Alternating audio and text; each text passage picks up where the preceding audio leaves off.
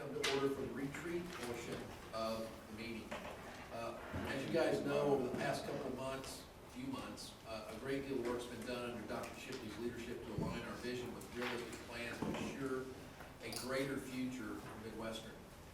The leadership team has worked very hard so that today we can now see how everything's connected. The vision, the initiatives, the funding, and the timeline. We'll take a look at how the campus will evolve over the next 6 years and into the future. The retreat materials that were sent to us have all the nuts and bolts needed for this discussion, and I know you all took time to review them so we can move quickly through each of today's topics. And on that point, we're going to try and be done by 2 or 2:30, okay? Hopefully 2. So that is not an indication for you guys to fly through this, but just to give everybody kind of a frame of reference. I got the message. Okay. Well, several people have asked, so I just want to give a frame of reference. The message has been delivered many times. Fantastic. Successfully. Among the materials received in our board book is a report titled Consequential Boards, published by the Association of Governing Boards. This is an outstanding document. One of our facilitators, Kent Shabator, is that how you say it? Close enough. Shabatar, okay. I'll get there. Contributed to, that was my Texas accent, just so you know. My mother graduated from the Houston High School. You can't pull it in. Okay, all right. Contributed to creating it as a national guideline for boards. I hope you found it helpful in review. Let me briefly introduce our facilitators for today's work and turn the retreat over to them. Pat Bossy and Kent Shabatar are founding partners MPK&D, a national higher education strategy and leadership consulting group. Pat met some of us earlier this year when she came to MSU to help Dr. Shipley assess fundraising. Pat brings more than 3 decades of executive experience in higher education, healthcare, fundraising, marketing, and communications to her role. Kent is President Emeritus at Guilford College in Greensboro, North Carolina, and Treasurer Emeritus at Bowdoin College in Maine, and has also served on the Harvard Institute of Higher Education since 1983. Kent is recognized nationally as an expert on higher education strategy and finance, and is a go-to content expert for national publications when discussing higher education trends, strategic finance, or just about any topic affecting colleges and universities today. If you want to know more and haven't already read them, Pat and Kent's full bios are in your board book. Looking forward to today and this retreat and this whole session. As several of you on the board know, we've talked about doing a retreat like this for literally years. And when Suzanne got here, one of the first things she asked me was, have you guys ever done a retreat? And I said, no, we have not. And she said, we will. And so here we are. So, I guess we hand it to you, or do we hand it to Pat? It's all yours, Pat. Thank you, Sean. First of all, I am delighted that MPK&D and my partner Kent and I were invited to be with you today. I had the privilege of meeting several of you in September when I was on campus, and there were some takeaways from that visit that really spoke to me and laid the groundwork for planning the retreat with Dr. Shipley and with Debbie and with several other of you.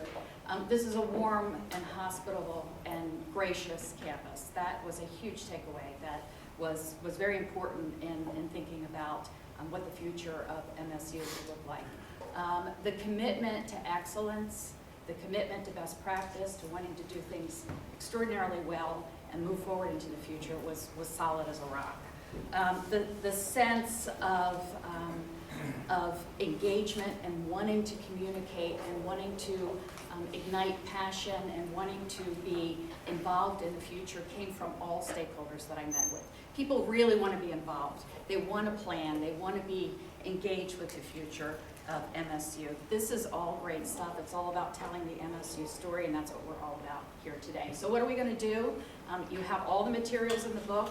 We tried to put together something for you that would be easy, that you could work through and see. We're going to set a context. Kent's going to give a national perspective in just a few minutes that walks through a lot of the national issues that face higher education today, and then we'll bring it down to what's happening here. We're going to take a look at the strategic initiatives. We're going to look at what those initiatives look like when you start anchoring them into a timeline and funding plans and costs, and how that rolls forward into changes to campus. And that all shapes itself into a story. And that's what this community needs. It needs the story to tell that lets you move forward with fundraising and plans and something that holds together into a narrative that will really shape the future and build those bridges to a vibrant future. So then we're going to wrap it all up with what the questions are. What we'll do as we move forward is stop at each section and ask for your questions and your feedback. This is meant to be engaging, so if you can't stand it and there's something that you need to ask along the way, please do. Otherwise, we'll just ask you a few questions along the way. So, part of your homework, we put things together and we gave you that publication that Sean referenced on consequential boards. It's a really important document. It really, if you take time to look through it and reference back to it, it has really, really critical information that should shape governing boards and how they think about the work that they do. So congratulations. You know, recommendation number 6, you're about it today. So you're not doing the routine things. You zip through the routine stuff. It sounds like you broke a few speed records maybe on the meeting last night and today. And there are a few of you on the board, I think, that like speed. I had dinner with them last night, Sam and Mike, yes, Mike. So it sounds like you broke those records, got through the routine business, and now you're focused on today. So how do we get here? How do we get to today? I think it's always good before you move forward and you think about where you're going to look back over your shoulder, do the kind of rear view mirror and say, how do we get to where we are? So think to 2014. So you were all, I think, except for maybe Megan. I think everyone else, is anyone else not here from 2014? Any new trustees? Regents, sorry. Okay, so you were all here. There was planning that was done in 2014. You did some visioning about campus, what it would look like, what the future might look like on campus as it would unfold, what some of the plans would look like academically, programmatically, et cetera. So that was 2014. In the fall of 2015, after the arrival of Suzanne and her sense of wanting to move forward with the team here and with you and the future of MSU, even though last night she said she was not a fan of race cars and she wasn't going to get into Mike's race car with him, she did put the turbocharge into the planning process, and that was her first initiative. And she worked very hard with campus leaders to refine those plans, to look at what was realistic and lock the plans into a timeline, lock the plans into clear initiatives, and make it solid, make it something that we could get our hands and heads around today and move forward and begin crafting that narrative. So it shapes itself into 4 strategic initiatives. It aligns priorities, it aligns money and timeline, and then the campus facility needs and funding sources. So really it maps everything out in a way that you can look at it and the campus can look at it, that it makes sense. And it makes sense so you can tell a story, it makes sense, you can engage donors, you can engage the entire community into what are we doing and how are we going to get there and how do we raise funds for it. Then, here's the really important part. Suzanne and her team are totally committed to transparency, communication, openness, and engagement. So living up to that commitment, there was open engagement in the fall to be able to ask for input and support in this whole process. So that meant open community meetings to share the information, surveys, asking for input and consideration on that process. That happened, and that ended with an outcome that there was overwhelming support by the campus community for the Building Bridges strategic initiatives. So that brings us to today. And what you'll be looking at today is coming to you with the endorsement of the campus community, which is pretty powerful stuff. Doesn't mean that it's not going to shift and it's not going to change. It doesn't mean that it's not going to be molded and it's just a framework and it needs evolution and planning, but it comes to you with that kind of endorsement. So today's goal is to make sure that we're engaged and that we're informing you and engaging you and that we see the alignment, that there's a understanding that transparency and open communication is really embedded in the DNA of everything that happens here. and that we're really doing this within a broader context of higher education best practice. At the end of the retreat, we're going to be asking for your support of the Building Bridges to a Vibrant Future strategic initiative. So lots of discussion between now and then, but overall, conceptually, your support for that. So we need to lift up to the national landscape and what's happening that shapes thinking on a national perspective. And I'll ask Kent to take that and walk us through a bigger picture. So I spent 25 years in New England, and we've got a rotten reputation, not just because the Patriots cheat at football, but also because we're supposed to be such a dour people. You know, we have snow all the time, ice, and we're supposed to be like pilgrims, Puritans. And you heard H.L. Mencken's definition of a Puritan. It's someone with a haunting fear that someone somewhere might be happy. So we're hoping not like that. So then I get to North Carolina. College president, a lot happier, a lot smilier in the South, and I'm getting a lot of bless your hearts, bless your heart, bless your heart. Now I don't know what bless your heart means in Texas, but in North Carolina it means you're an idiot. So that was my cultural adaptation. The only thing I would learn at Guilford, I think you ought to learn it here, is that your school motto ought to be, where there's a will, you want to be in it. All right? So, let's get into the national framework, and it's sort of like the Sistine Chapel.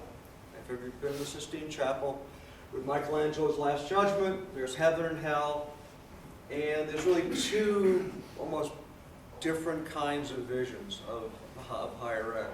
And as you know, and I know, and you know I know you know, it's very hard to predict the future, and I'll show you why in a minute.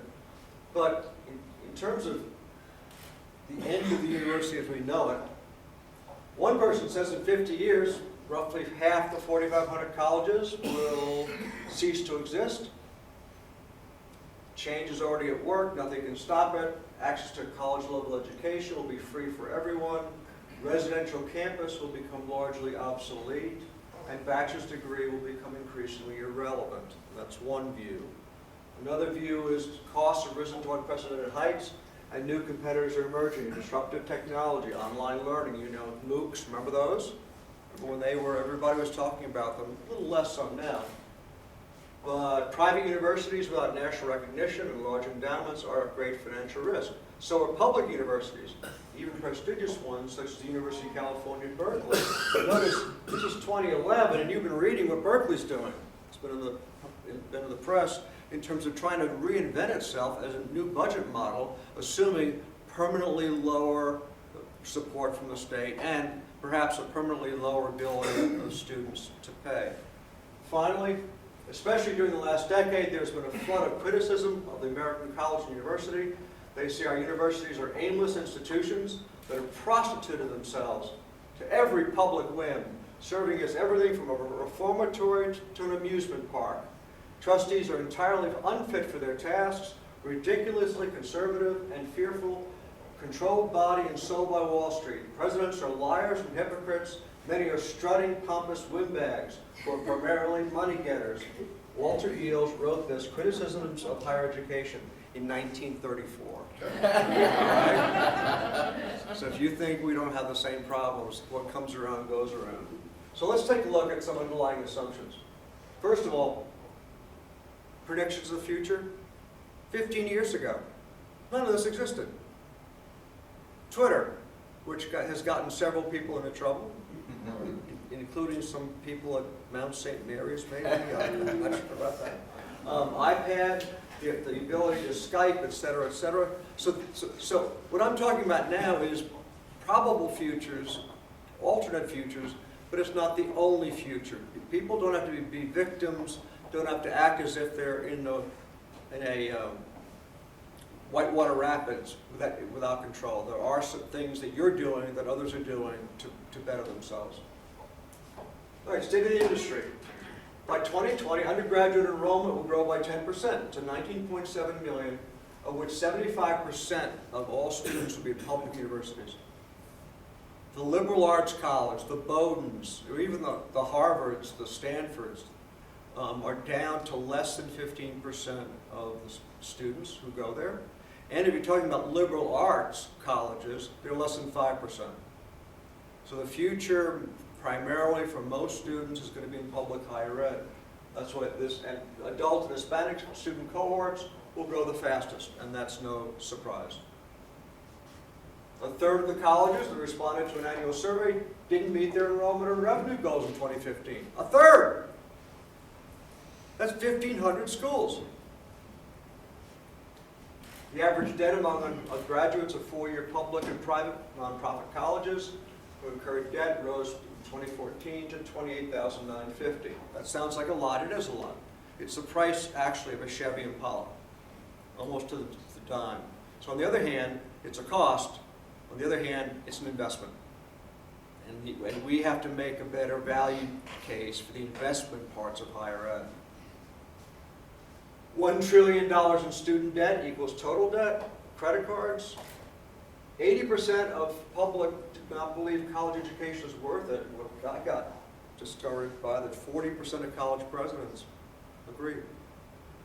I think what they mean is they haven't proven it.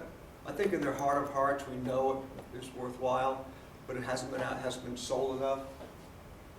Between 2000 and 2011, the debt of schools doubled to $205 billion, while fundraising dropped 40%. Since recovered somewhat, but we're still not back to the pre-crash times, and yet our costs have continued to rise. In 30 years, net tuition in private colleges has increased 220%, compared to 120% in cost of living and 150% in household income. So much of the talk for years about the cost crisis in higher ed was about privates, and now it's privates and increasingly publics.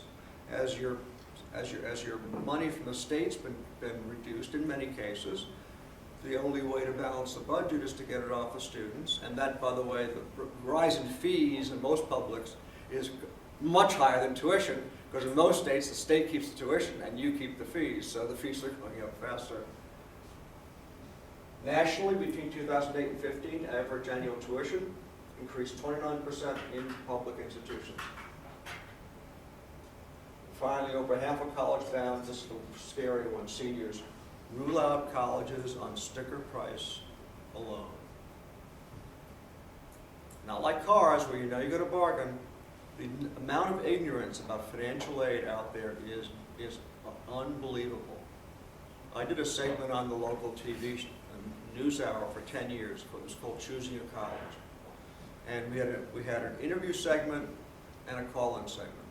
And the interview segment followed students through their journey for the year. So in the summertime, you talk about the college visit. In the fall, you talk about narrowing the number of colleges. In the winter, you talk about how to apply, talk about financial aid, and then you talk about narrowing the list and finally making a decision. Well, then we had the call-in segment. I don't care what topic we were supposed to be discussing, 90% of the questions were about financial aid.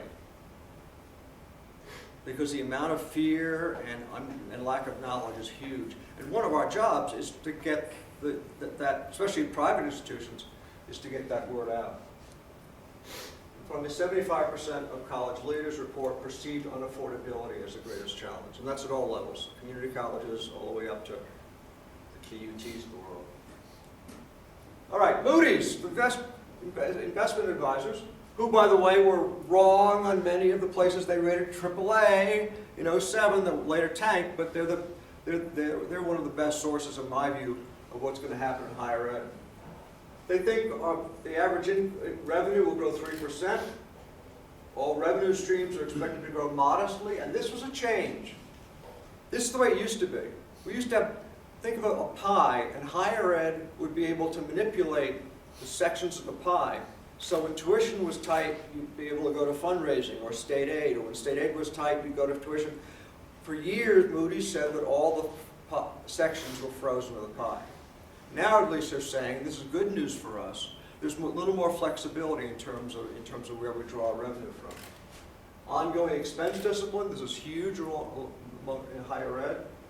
Reserves will remain stable. Outlook will remain positive if revenue growth is more than 5% and outlook could be negative with less inflationary growth. And here's my favorite term as a chief financial officer, net tuition.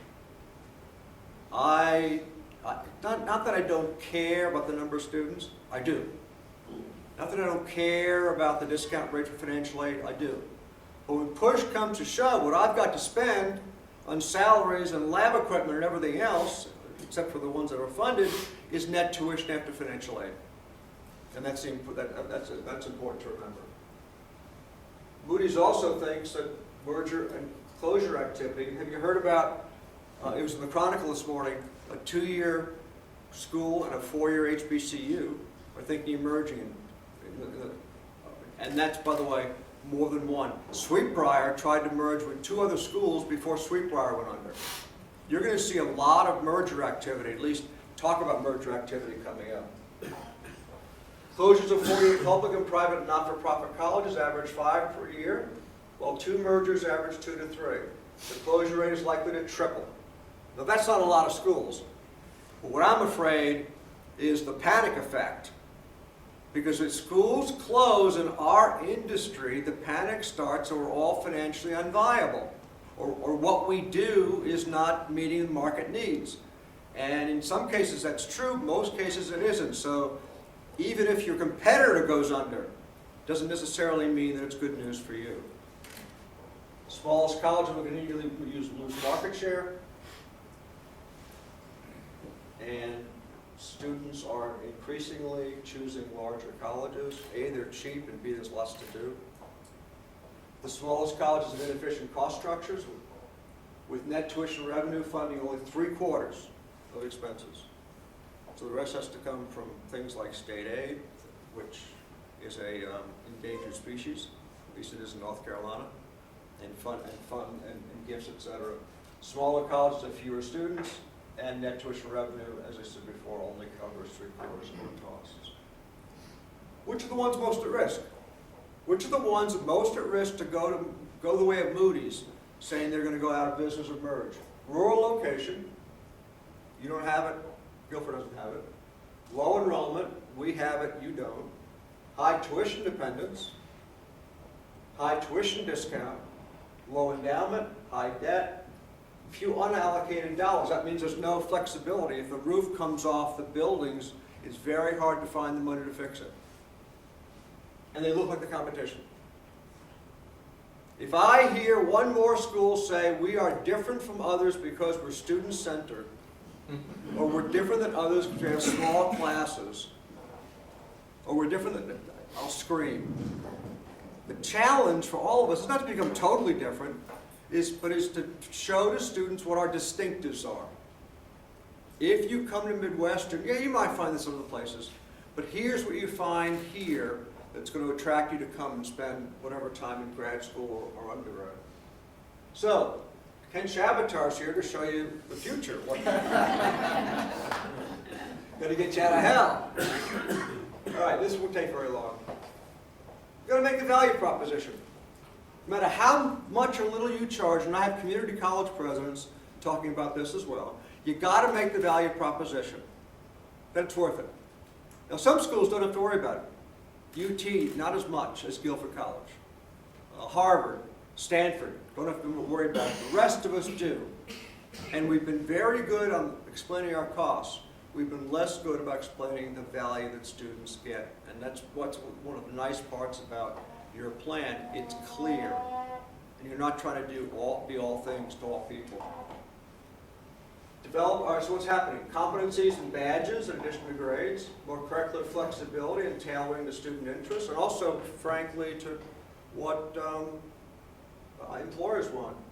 More block courses that start on demand. So you get a group of students who want to get in a course, history or business, and they start the course, middle semester, doesn't matter. There's nothing sacred about the semester. All right? Now, don't get me wrong, you start in the middle, it's going to be a little crunched, right, to get the hours in. But to be a little more flexible, expanded marketing, especially using social media, differentiating attributes, and more personal and earlier contacts with prospective students, and that's an admissions issue. This is a MOOC at Duke.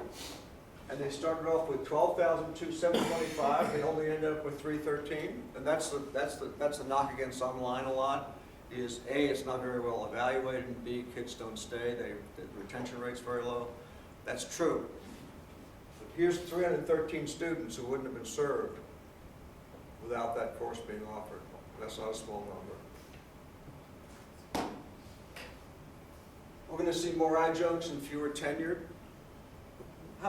What do you think the percentage of all faculty in the United States is on a tenured, is either tenured or is on a tenured track? Take all the faculty in the U.S. You probably want to guess the percentage? 87. Nope. Less than 30%. Less than 30% and dropping very quickly. Now, it's not going to get to zero, don't get me wrong. But many more schools are going to contracts with faculty. So a little bit like post-tenure review is now. But now all faculty are doing that. More faculty are doing that than are getting tenured. Elimination of programs and majors. I mean, you've seen that in the Chronicle. Higher teaching loads and class size creep. I mean, if you go from 20 to 22 as an average class size, that's a 10% increase in productivity. Now, if you're in business or you're in manufacturing, that's great. In higher ed, it doesn't work in every major.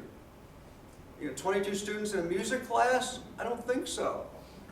But we have to open ourselves up in majors that might benefit from more productivity, open ourselves up to maybe a little bit of an increase. Standardized courses in advising studies, we already have this. In accounting, for example, if you have a bunch of accounting majors, and we have tons of them, a lot of times the courses are standardized. They're almost teacher-proof. You can take an adjunct and say, here's the course. Just get it done. Reducing and outsourcing services, that's not a surprise, it's happening more and more. Partnerships with community colleges and others in articulation agreements. I don't know about Texas, but the dirty little secret in North Carolina about articulation agreements. The truth is we will take 80 credits in four-year institutions from a two-year community college. What's not known is they don't count a whole lot toward required courses. So the students end up having to spend an extra year anyway. But articulation agreements literally say which courses in the community college will automatically count for which courses at the four-year, taking a lot of the unknowns and a lot of the fear out of the situation. And joint purchasing, especially healthcare. And you got to get, by the way, some people view this as a panacea. You got to get a good volume up there before you start seeing economies of scale. Here's a bunch of things you've heard about: three-year degrees, tuition cut. You've heard about those. None of these yet have been shown to have a permanent effect. There's a 2 or 3 year bump, and then people say, oh, we forgot what happened, et cetera, et cetera. It's not that they shouldn't be tried. It's not that we shouldn't be experimenting in higher ed. But just doing something everybody else does doesn't necessarily make it right. We're responsible for preparing our students to address problems we cannot foresee, with knowledge that has not yet been developed, using technology not yet invented. This is higher ed, and you agreed to be trustees? Yeah. This is our world. All right. We have a little time for questions? Is that true? Anybody want to challenge me?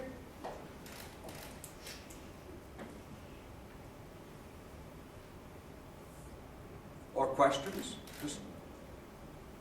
Well, I guess I have a question. Sure. It sounds like you're a proponent, or that you would be a proponent of less tenure in higher ed. Is that something that you feel, just because it's a trend, it's the right thing? Or you think it's going to be the necessity of the business model? For schools that already have a tenure track system, I don't advocate just suddenly dropping it. I think that if you have to, because of whether faculty are tenured or not doesn't make it more or less expensive. So schools with tenure track, leave well enough alone, for the most part. New schools, new community colleges, new public universities should really think about it, because it does in fact limit one's ability to change. Because remember, you can still remove anybody if you eliminate a major or program. And faculty are held accountable in the tenure process for the quality with post-tenure review. It's not like they get tenure and they go, all I'm saying is for flexibility, I think more are going to be considering it. But I don't advocate it in schools that currently have it. I'm eliminating it at schools that currently have it. Yeah? Your 30% or so actually represented a huge mix of what you call colleges. Colleges that are actually four-year universities comparable of Midwestern State, what percentage of those are general tenure? Probably over 50%.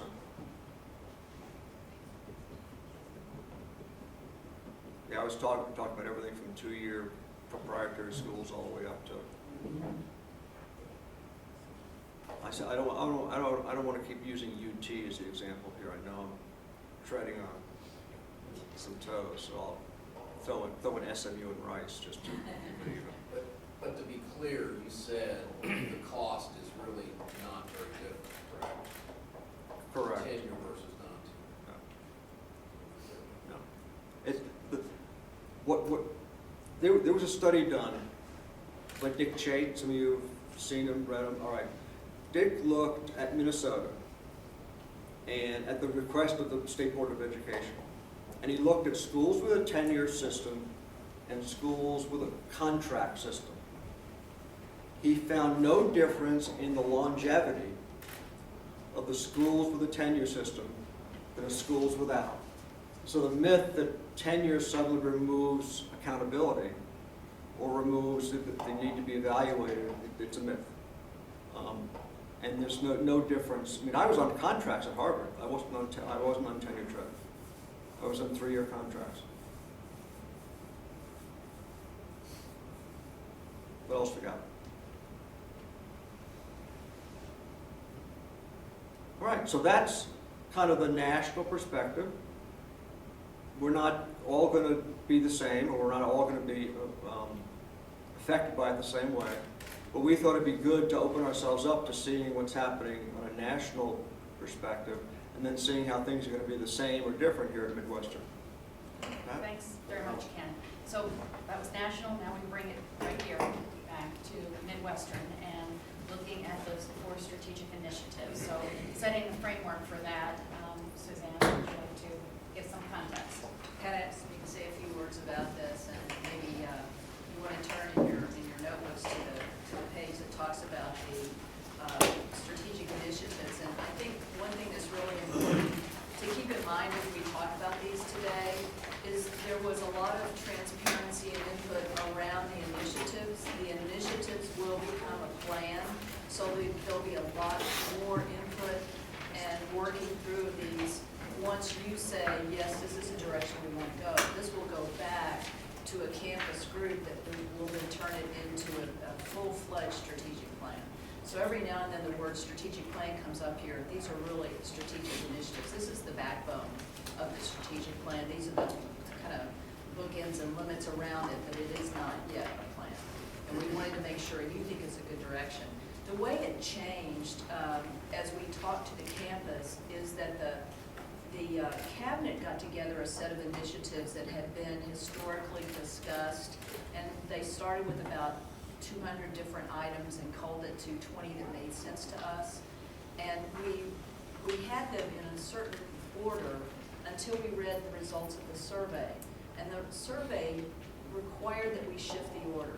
So we had thought we'll put students first because that's our business. We're a public liberal arts university, which means we do find ourselves distinctive in that we offer what you might have to pay for a private liberal arts experience, but at a public price. And we try to really watch the competition in the private area so that our public takeaway is good. So we had thought this is going to be about the students, and then from the students to the faculty and the academic program, and then to our community. And the survey told us that we had a community that was concerned first and foremost about our strength in ourselves, and that we had to talk about who we are before we move to what we do. So you see in the first priority a lot of things about helping us become a stronger institution by paying attention to the people who work here, honoring the people who work here, rewarding the people who work here, continuing to find the highest quality of employee. So that's what the first priority is about. That then leads us to the second priority, which is how will we recruit and retain excellent students? And then the third priority is one that the faculty will spend a lot more time with, which is what type of programming will that student receive that's the academic programming. And the final priority is we don't exist in a vacuum, we exist in a terrific community, and it's important that we give something back to that community. And the final priority talks about what we receive from the community and what we give back. I just want to pull one of the priorities out to talk about because it's a little different than you're used to.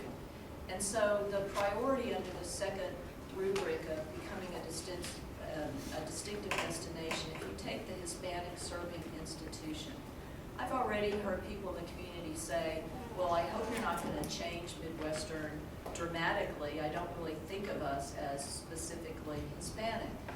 Well, we are approaching 25% of our enrollment that is going to be Hispanic students. We are just reflective of the Texas demographic.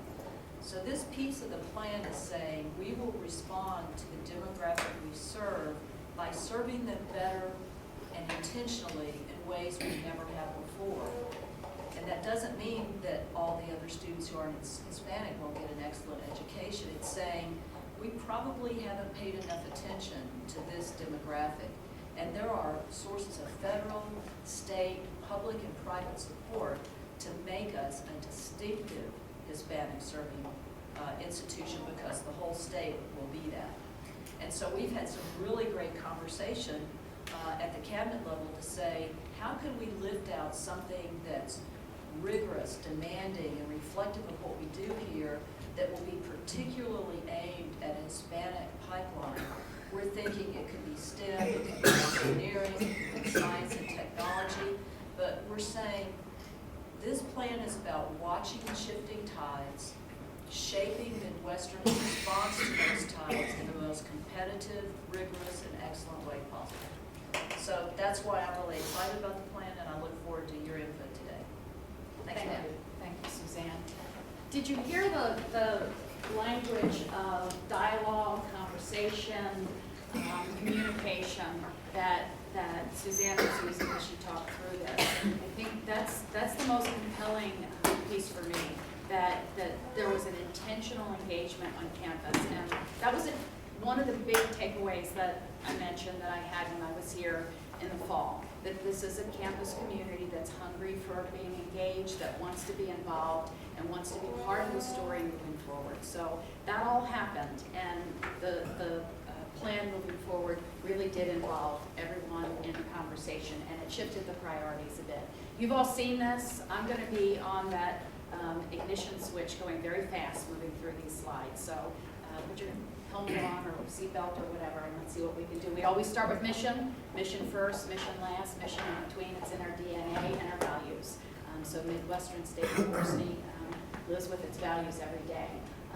Number one, promote a strong university community, and we do that with people. And Suzanne has placed that with her team and the community at the center of everything that happens. So we have people attracting, retaining, encouraging to be actively engaged with students, supporting faculty dedicated to excellent teaching. Excellence is a theme here.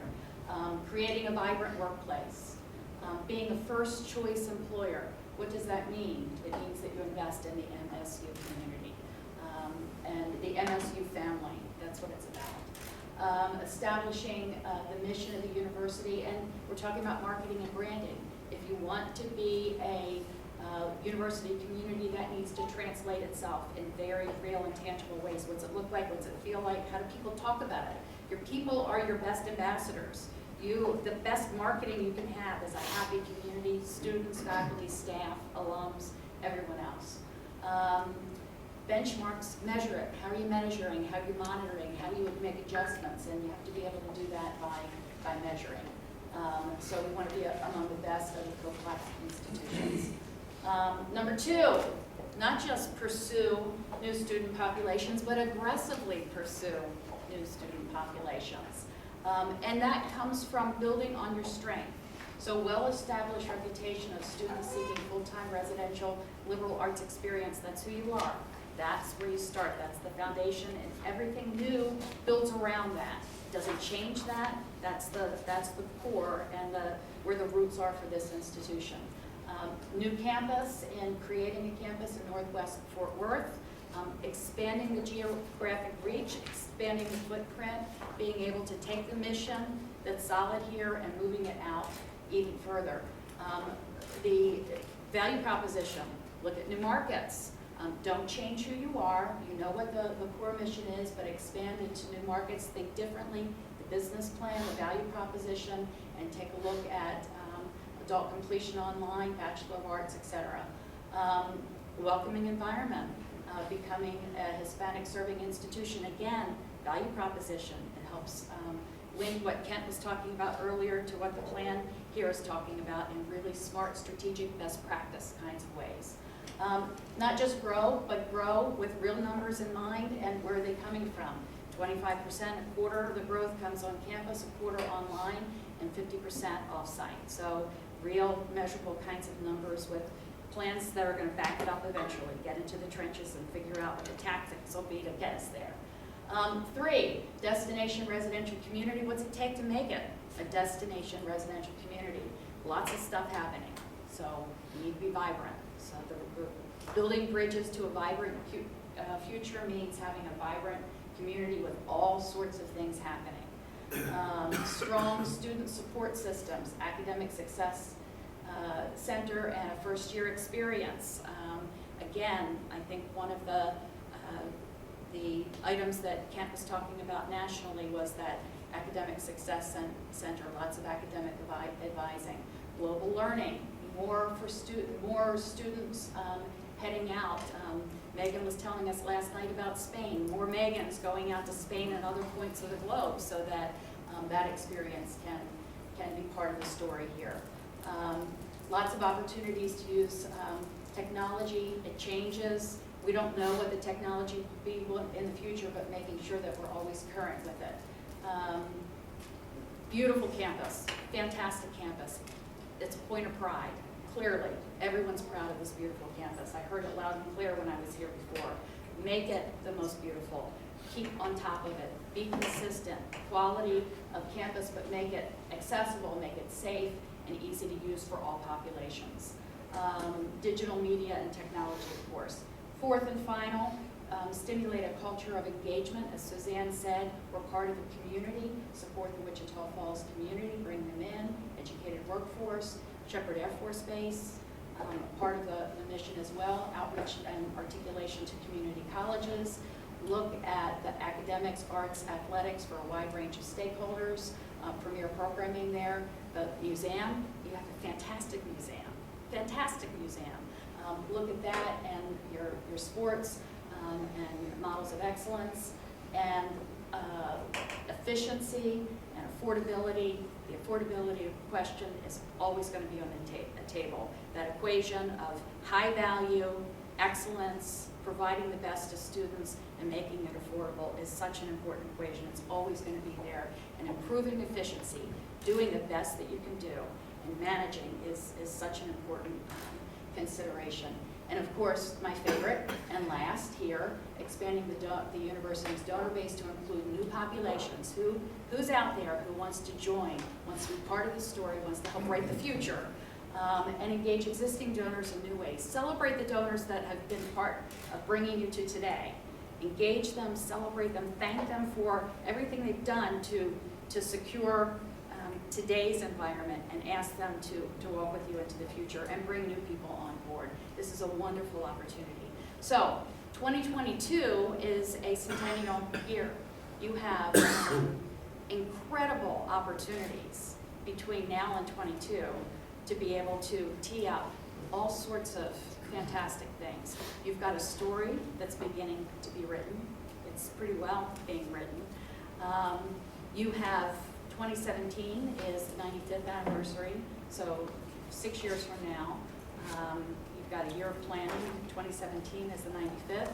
22 is the centennial. And all of you in the story in the campus community who wants to be engaged.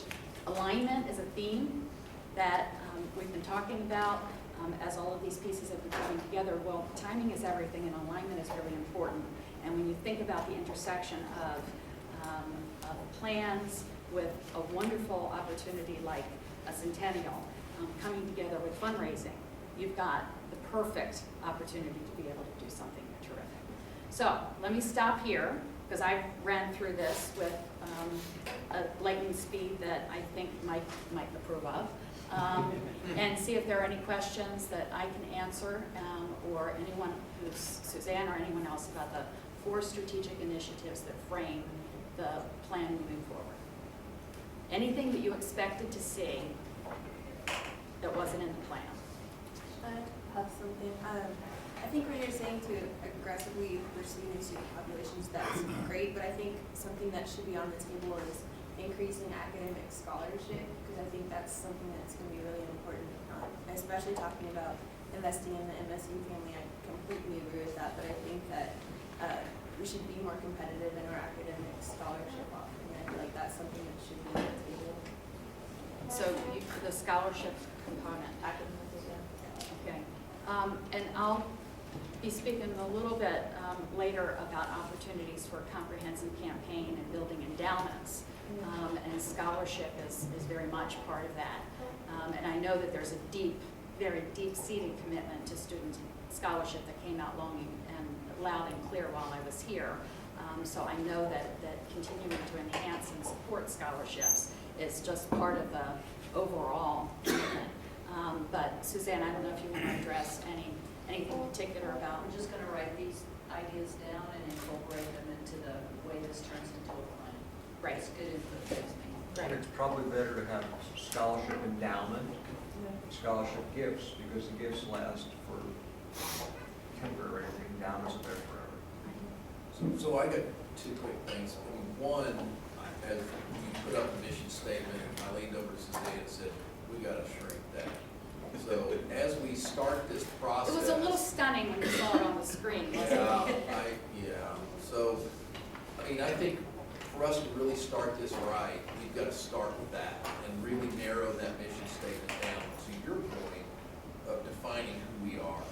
I know that's not what a mission statement is really about, but it's the first step, in my opinion, of really figuring out who we are and how we proceed. As to the scholarship issue, one of the things I'd like to know as we go through this is where do we stand versus other universities? Because I would argue that we're probably better than a lot of universities in the state of Texas related to scholarship, because Suzanne and I have talked about it, Dr. Rogers and I have talked about it in the past, and I believe strongly that we're in a very good spot. That doesn't mean we can't be better.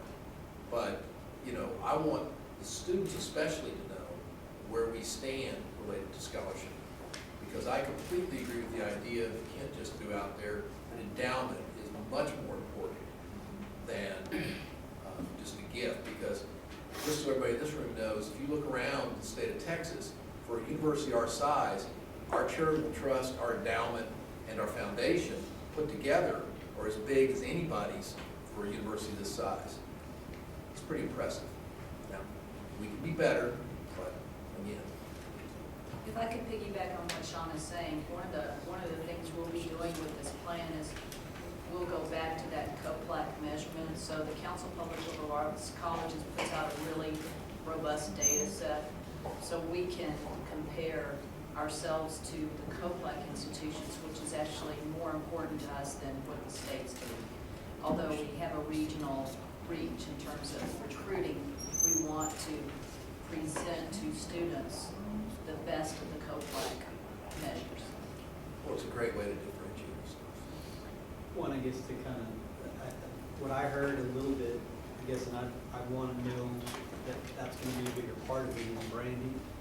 I think that if, you know, the kids' presentation, if you looked at the universities or the colleges that closed, I guarantee you they didn't have a brand. Nobody knew why or why they should go there or what kept them alive or differentiated them. So it seemed like that'd be a big piece of every aspect of that we're looking at. Because I think if you ask me, that's where I think we have the most work to do that will be most beneficial across the board, across each one of these facets. So let's just say. Good, so, I'm sorry, Mike? Linwood, sorry. Pat, where are we in the process? Are we saying that we, at this point, are approving this plan, or we're going to come back and look at each individual items, or where are we in this process? We've got kind of the day schedule moving forward, so we're gonna go from here to sort of how it aligns with the costs and the years moving forward, and then look at the campus evolution, and at the end of it, we're gonna come back and have some discussion around it and ask for your support for the initiatives as they move forward. But there's a lot of work that needs to be done. This is the general framework for how it moves forward, so with your support, then there's the empowerment of the community to move forward, and Suzanne to provide leadership to do the work. Well, the first time, excuse me for the allergies, but the first time I ever heard about Fort Worth was a few months ago when we had our board meeting, and we just commented at the end of the meeting. The first time I ever heard about being a historic serving institution was the last board meeting. And now I see them that if this is to say they're part of our strategic plan, no less than Jesus said that a wise man needs to consider when he goes out to battle whether he can with 10,000 forces overcome an enemy with 20,000. I am totally uncomfortable with talking about a campus in northern Fort Worth or wherever, northwest Fort Worth, when I've seen no data whatsoever. I mean, I'm enthusiastic about this, but cheerleading is not the same thing as the football team. And until I see some data on that, until I see some data on a historic serving institution, I mean, I know what Texas is doing, I know the population, but to say these things and put them in a strategic plan, I cannot do that without some data. So let me respond to that real quick. I don't disagree with you in the sense that we as a board cannot vote on matters until we have more information. And I think as we listened to Keith present about Fort Worth yesterday, the intent is to bring us information in May about Fort Worth. And in fairness, one of the reasons you probably have not heard about these two things prior was that was Suzanne's first board meeting. And to her credit, it was the very first thing she brought up in that board meeting. So to be clear, I don't think we're voting on anything today, correct? We're looking for asking you support. to allow us to keep going, so I really want to know what you think. So, okay, perfect. So what you're asking us to do is hear directionally what we're thinking. No different than when we put the first plays together that Pat's standing in front of, regarding where we want to go as a campus, here locally. I don't think that's what they said. I think what I heard was you're asking us to let you go forward at this being our strategic plan for Midwestern State University. And I cannot say that I am at all desirable to do that when I see no data on some of these very important things. In fact, those two things and Midwestern are the only, well, those are the only two things that are really definitive to me. The others are pretty general, and I think we've probably been doing those for years, and so I don't see specificity in those. In these two things, how can we say we have a strategic plan when I haven't even seen the first data that this is a good idea? And do we want to go out to the community and say our strategic plan is to build in Fort Worth, and 6 months from now we decide it's too expensive and we don't have the money? And I don't want to embarrass ourselves. Linwood, could I try to provide some context for it? And what we're looking for today is the support to be able to do the work that you're talking about.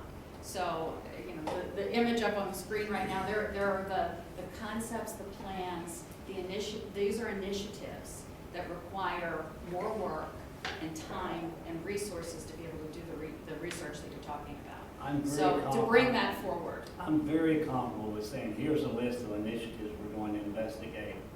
I'm totally uncomfortable with saying this is our strategic plan. Good, so am I. Right. So I don't think, and I want to be very clear about this, I don't think that this is about that. It's not, this session is not about saying this university, this board is going to adopt a strategic plan. There's been a lot of confusion about that picture right there. That, did we adopt the master plan? And is that master plan moving forward? The answer to that question is that we sat down with some planners and as a group to understand directionally where we're going as a university. And that was a good effort, a very good effort.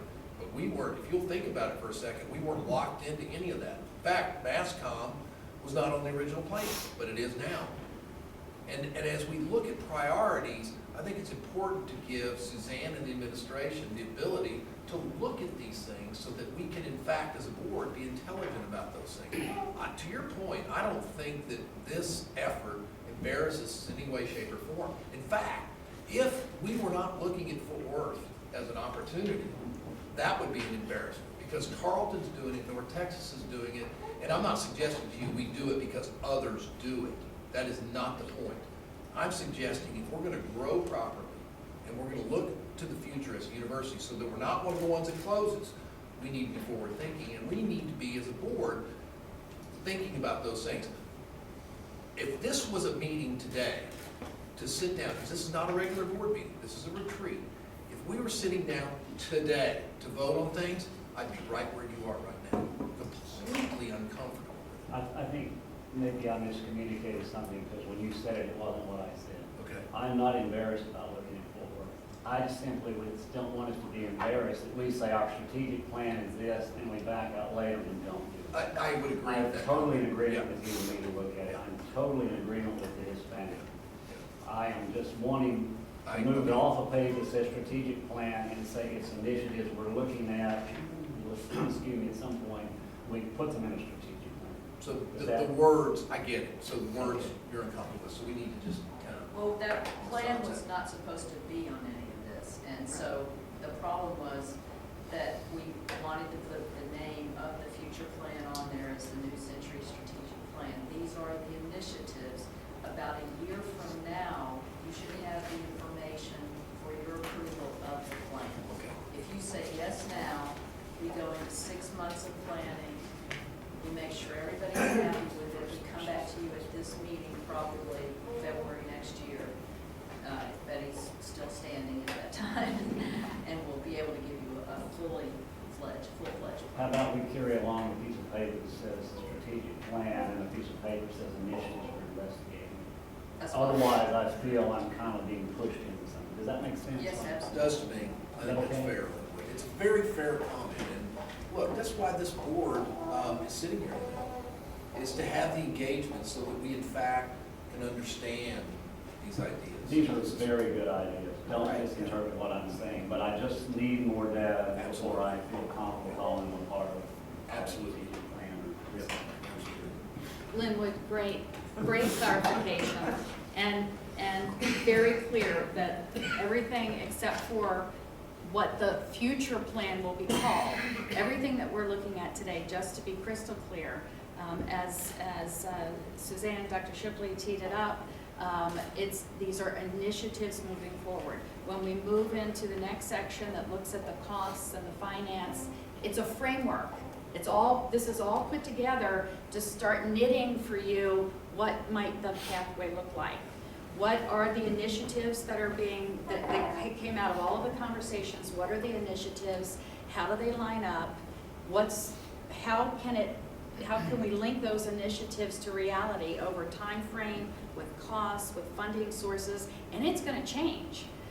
When the group here starts moving forward, doing the research that you're asking for, looking at real things and locking it down to data points and time and money and other resources, it's going to change, and that's when the plan then becomes realistic. And even then, environmental circumstances will require kind of that flexibility to move from year to year within the plan.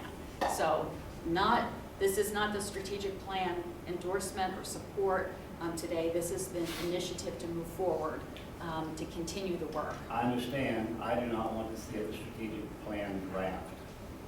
I want to talk about initiatives, not a strategic plan draft. And that's exactly what it is. Yes, got it. Okay, so back to anything that should be changed, anything that you expected to see, any comments at all about, we're loud and clear on that issue. We've got the scholarship and the linkage to endowment and future fundraising is fantastic opportunity there. Other comments, other things about the initiatives? I Yes. feel it's not, I know it's a strategic plan, but I feel it's not specific enough in terms terms of drilling down. You've got a few things on here like the Fort Worth, which actually is pretty specific. You got a few things about the expanding community. Well, when we say expand the university's donor base to include new populations, we would have said that for the 10 years that I've been on the board. I mean, almost all of these are not new. And so I've done strategic plans for years, okay, with big corporations. And then they're very general. I would just like to make a comment that a strategic plan, while it is general, needs some teeth in it that tells somebody what to go off and do. Remember, these are the headlines, and there would need to be. I know, and I have worked on this for planning years, and I'm just telling you my comfort with strategic plan. What I have seen in the past is they have a little more teeth in them. And so you're asking for comments, and that's Yep, what got it. Thank you. May I ask you something about Yes. how I think that will look? So I feel like I'm hearing what Lynn was saying. The plan itself will have measurable outcomes. So let's take the one you mentioned. We might do something like increase the number of gifts by alumni between 30 and 40 years old by 12%. Increase the number of people giving who have never given to Midwestern before by 15%. You will see measurable outcomes. We will break this down into pieces that make sense to us so we can measure our success. I don't know if those would be the measurements, but that's what I would. Thank you. So Lynn, I would also point out, just from my perspective, as these things evolve, my expectation would be very similar to yours. That, as Suzanne just described, each one of these initiative steps would have details as to measure and as to accomplish. And if we're not doing that, we're gonna have to hold Suzanne accountable, say, hey, this is not working, you gotta come up with more. So, that's my expectation. And that's best practice. Yeah. So that's best practice in putting it together. And Kent will be sharing some things later. Yes. I may be jumping ahead, but a year or two ago, we set a list of 10 priorities for the campus. Is that going away, or are we incorporating that later or now, or? The cabinet had those, and they had also a strategic plan with about 200 priorities in it. Mhm. And that, in my opinion, was what, Bob, isn't that what we brought back? We brought back to the cabinet rephrased some of those, kept some of those, expanded some of those, and then put that out for general discussion. So we didn't walk away from those 10 priorities. And a lot of them had to do with technology, I believe, and we embedded some of those into this plan. I think the answer, it's woven,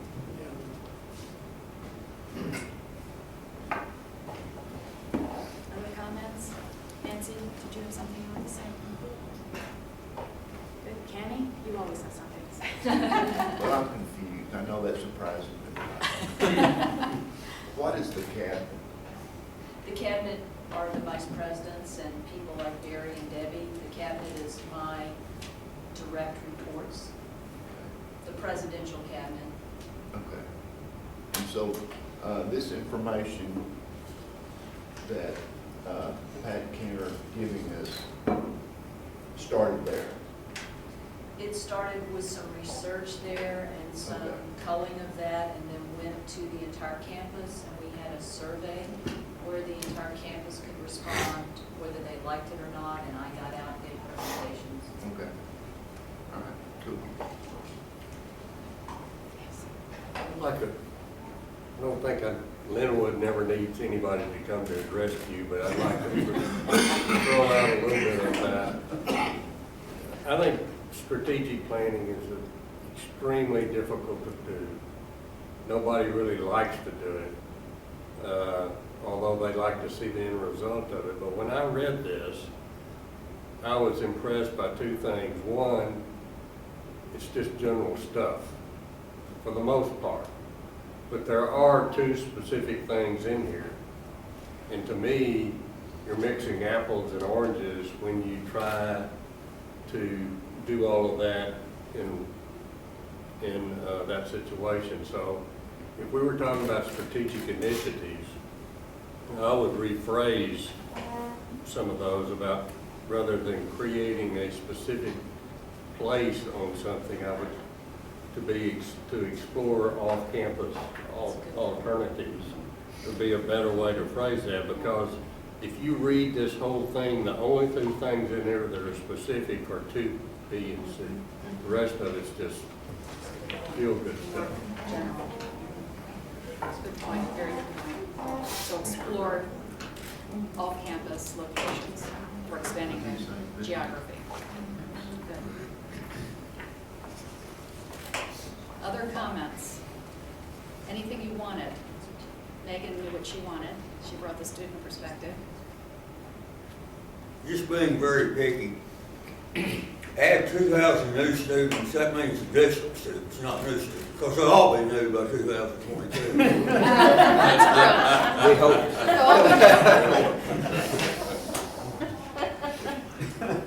That's growth.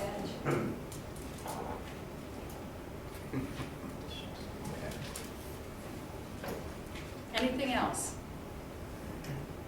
Debbie and I are wondering if people need a break, Yes, since we're a little ahead, take a 10 Want to minutes. take a 10-minute break? You never Sounds been good. correct.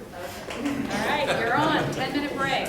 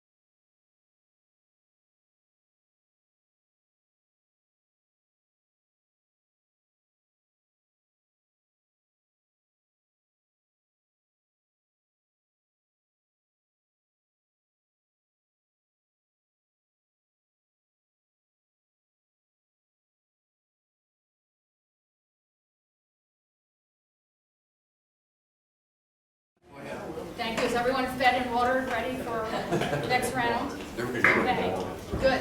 Great discussion in the last section. And drawing your attention to the screen, remember, because this is really important to be clear about anchoring initiatives to action plans. So these are the initiatives. And now we're going to be talking about what ties. So, the 4 initiatives moving forward, what ties them down to the real things that, again, they're going to continue to evolve and take shape, but you need to start making those linkages. And I showed you this before, and we're here. So this is the blueprint. There were good ideas, Gee, wouldn't it be cool if Midwestern could do these things? Wouldn't it be really a nice idea? Here are the things we should be doing. So, for a good institution, we should be doing a number of these things. But where are the differentiation points? Where are the things that really make us unique, special, something to really hang our hat on so that we have those points of differentiation that will make us very special as we move forward. CoPlac for sure, and other points. So ideas, and then you start doing a little bit of work, and you start putting a framework around it, make a blueprint. That's what today is. It's a little bit of work, the framework and directional. What's it look like? What's it feel like? How do you start thinking about it? Then with the support and the ideas coming forward, then you start moving into the hard work. Building bridges, it takes a lot of engineering. You got to do the research, you got to calculate it, you got to figure it out until you get the bridge built. So we're right here, right now. We haven't done all of the work yet, and we want to move forward. So we looked at the 4 initiatives moving forward, and then there have to be investments that line up with them. So that's what we're going to be talking about next.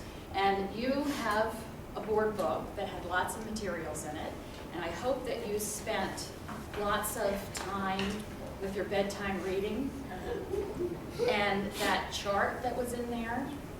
Thank you, Marilyn.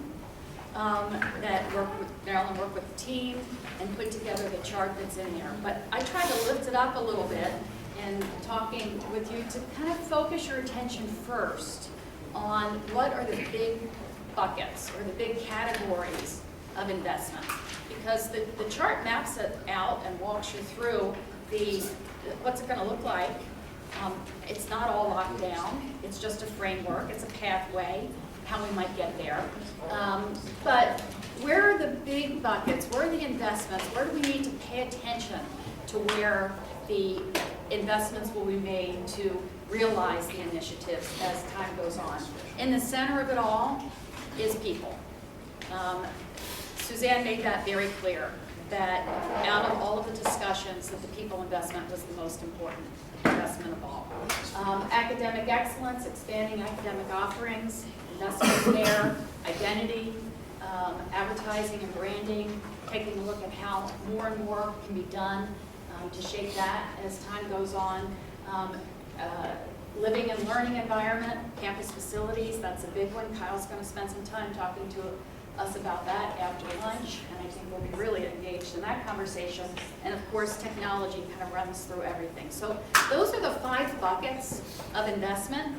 And then, you're never going to be able to read this, so you have to look at your charts in front of you. But it breaks it out for you. And don't go to the races on any number in the columns here, maybe some of them. But the important framework here is that it takes the 5 categories and it breaks it out. It says, when are we going to start and when are we going to finish? It takes timeline through fiscal 21, and it identifies sources of funds, and it gives you costs. So you can take a look at how we're handling our people with compensation plans, total compensation investments. It takes a look at technology and what needs to happen with technology, and it rolls it out again over that time frame. Investing in excellence. Excellence is important. Expanding academic offerings. And there's placeholder numbers in here. What does that mean? There aren't any numbers associated to some things yet because, to Linwood's good question, the research hasn't been done yet. So that all needs to happen yet. And then the big ticket item at the bottom, investing in our living and learning environment facilities. It takes the campus, takes a look at what needs to happen to support these initiatives and rolls it out over a period of time, totals it up, and looks at sources of funds, whether there's opportunities for fundraising in here as well as other sources that are tied in. What can be supported through operations and what can be supported through revenue bonds and other sources. So this provides the roadmap. This provides the blueprint that says not only here are our initiatives, but here's how we can get there. Here is a way, a pathway for us to be able to crosswalk what we want to do with how we can get there. So if it's a little easier to see, I kind of cleaned it up a little bit.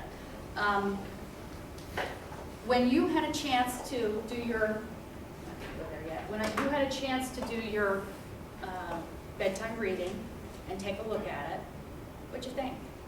Does it make sense? I was pleased to see that the very top priority was investing in our own people, and that's that the faculty and staff are in a happy environment, or an environment that makes them want to be there. So I was real pleased to see that. And that aligns with the #1 strategic initiative. What else? What other thoughts? What do you mean when you have these line items for staff equity and faculty equity? What does that mean specifically? That's bringing people up to par. Right now we're doing a staff compensation study. So we're comparing what we're currently paying our people with the proper marketplace. So if it's a custodian, we look at the local economy. If it's a director of admissions, that's going to be at a bigger regional area that person could possibly come from. So you look at what the marketplace is paying for those positions compared to what we're paying.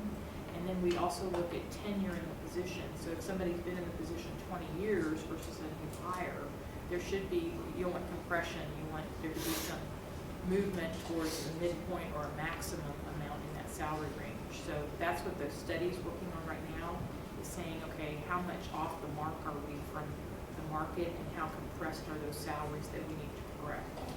And we'll have that for you in May, the results of that study. So on that, I'm looking here, in 2 years, you're saying that we're roughly 40%, because I'm looking at a 40% increase in a 2-year period. I'm not sure where's the 40%. And total compensation in 16 compared to 18. It's roughly a 40%. This is how much new money we would invest. So it's not total compensation. Total compensation of the institution is like $35 million. I see what you're saying. Okay. Thank you. Could Betty say something about what faculty compression is about? What we are finding as we are hiring new faculty is that they are demanding the marketplace salary. And then we have senior, mid-career, and senior faculty who've been here a number of years who were hired at a different salary range. And sometimes our new faculty are coming in very close to our associate professors and senior faculty. And so that's a compression on the faculty side. We do have a compensation study for faculty, and we want to look at, it's called the Colleges and Universities Personnel something, it's called CUPA, are the symbols. And we wanted to look at, for the state of Texas, and we want to look at nationally, and we want to compare our faculty salaries at level, whether they're an assistant professor, associate professor, or full professor, and we want to see how Midwestern stacks up in the state of Texas as well as in on national rankings. And for us, national, we really want to look more in the Midwest. We don't want to look at the coast, because the coasts are highly inflated relative to the other parts of the country. Betty, are you saying that you have done that study, or you're doing that study? Well, those tables are published annually, Yeah, and so we just have to purchase the tables and just compare our. so you don't know where we stack up? I kind of know where we stack up based on the last time I bought a table, but I haven't bought one this year, Yeah. But we also have COPLAC data. and we do I have. mean, we have readily accessible data to show what we'll probably see. I can't cite the numbers right now, but what we'll probably see is that our assistant professors are at 100% or maybe more of the salary range. But as you go up in time served, our associate professors will be a lower percentage and our full professors will be the lowest percentage.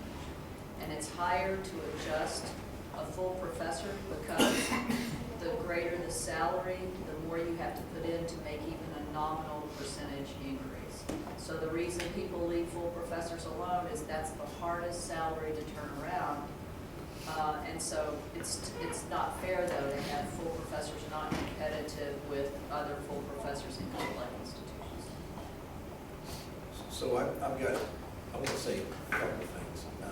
One, as I looked at this, I was impressed by the level of detail that we're going through. To be fair, every single item on here, I think the board has seen a discussion about, whether it may be a touch point, but seen a discussion about, and the numbers are very similar and thoughtful as to what we've seen in the past. So I wasn't surprised by any of this. But there's a couple of things, and Marilyn, you're not gonna like this. There's a couple of things that I'd like to see to get me to a point, and this is coming back to what Linwood's talked about, and that is as we evolve here, one, I wanna know how we're gonna pay for these things. I'd like for us to take a stab at figuring out what the sources of the money is gonna be for these projects. That's important. We need to, and to be fair, we're not gonna know in every case.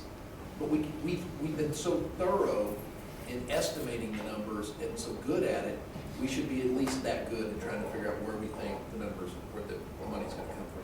Secondly, I would love to understand the payback, the revenue that we're gonna generate from these projects.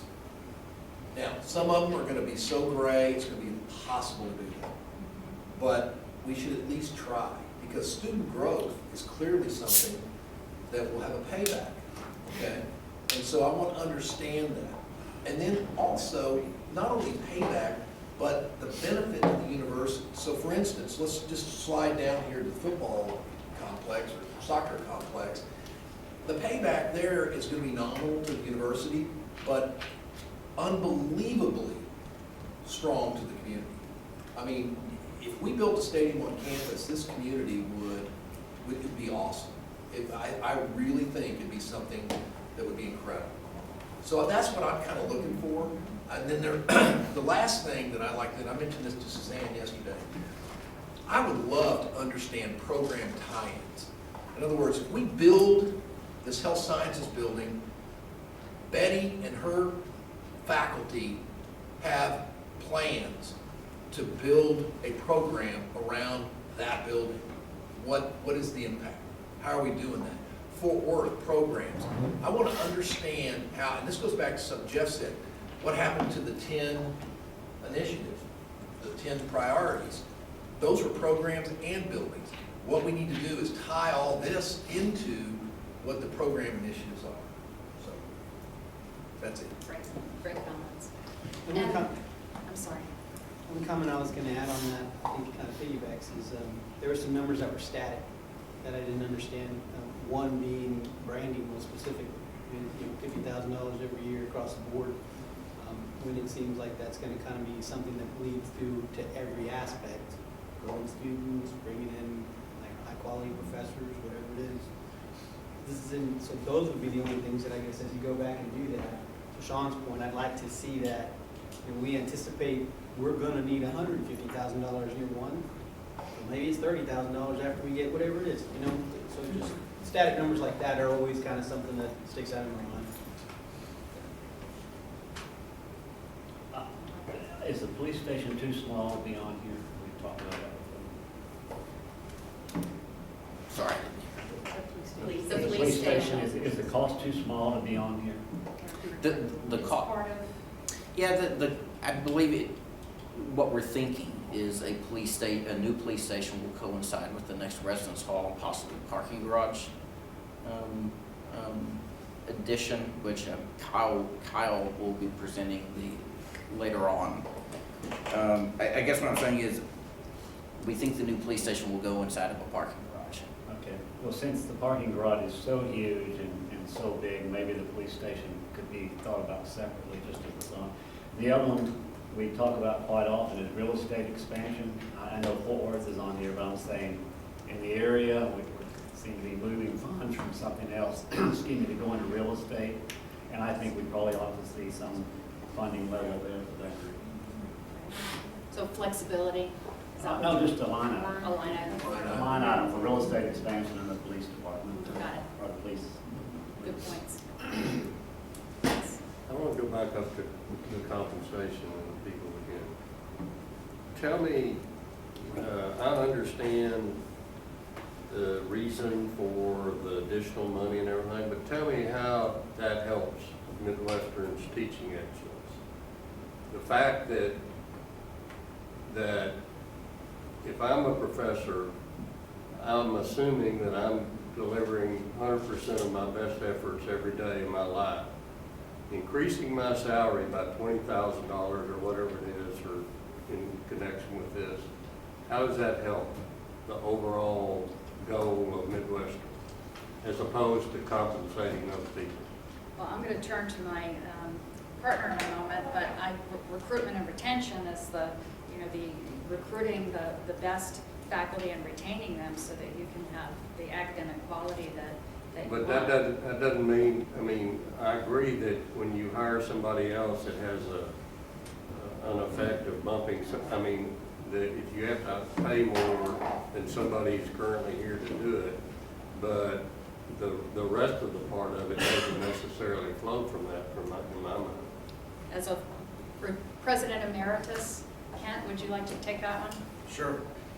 Remember, we're talking about salary equity, so there's really two parts to a salary increase. One is the equity part, simply bringing the positions up to a certain percentage of what everybody else is paying. Then there's what differentiates the teachers that are really good and the nurses that are fabulous is the merit, what I call the merit part. So you got to start with the equity because it is a major factor in not just recruiting the assistants, but retaining the associates and the fulls. The merit then creates a difference within the rank between your high performers and your low performers. And if there's no, and if the band is too narrow, there's no room to reward the good ones and not to reward the ones that are not bad, but not as good as the best. Make any more sense? Well, I understand the part about merit and stuff. I guess my question is that, you know, you're talking about spending a lot of money here and in connection with all of this, and I was trying to put a more definite thing in my mind about how that's actually going to help the level of teaching. I gather, you know, I get it if we hire somebody at a bigger salary that's more learned or whatever to deliver something, that how that works, but I don't know that it necessarily flows all the way through. Kevin, just from a faculty perspective, I can share kind of a couple thoughts. As you were talking, I had the picture of a property that's either owned or a property that's rented, and you can tell oftentimes if a person owns a home versus if they rent the home by the way they take care of the home. Renters are in there for a short period of time, they don't invest in the property itself, and then they take off. If we have an environment where financially speaking that it's not a viable situation in terms of raising your family and there are better options elsewhere, then as a faculty member, what your focus and your primary objective then is to prepare your resume and your vita so that you can then attain that position elsewhere, right? So that you can then take care of your family. If you have an opportunity here where you can successfully take care of your family and meet their needs, then your focus isn't on some other external place. Your focus is here on Midwestern.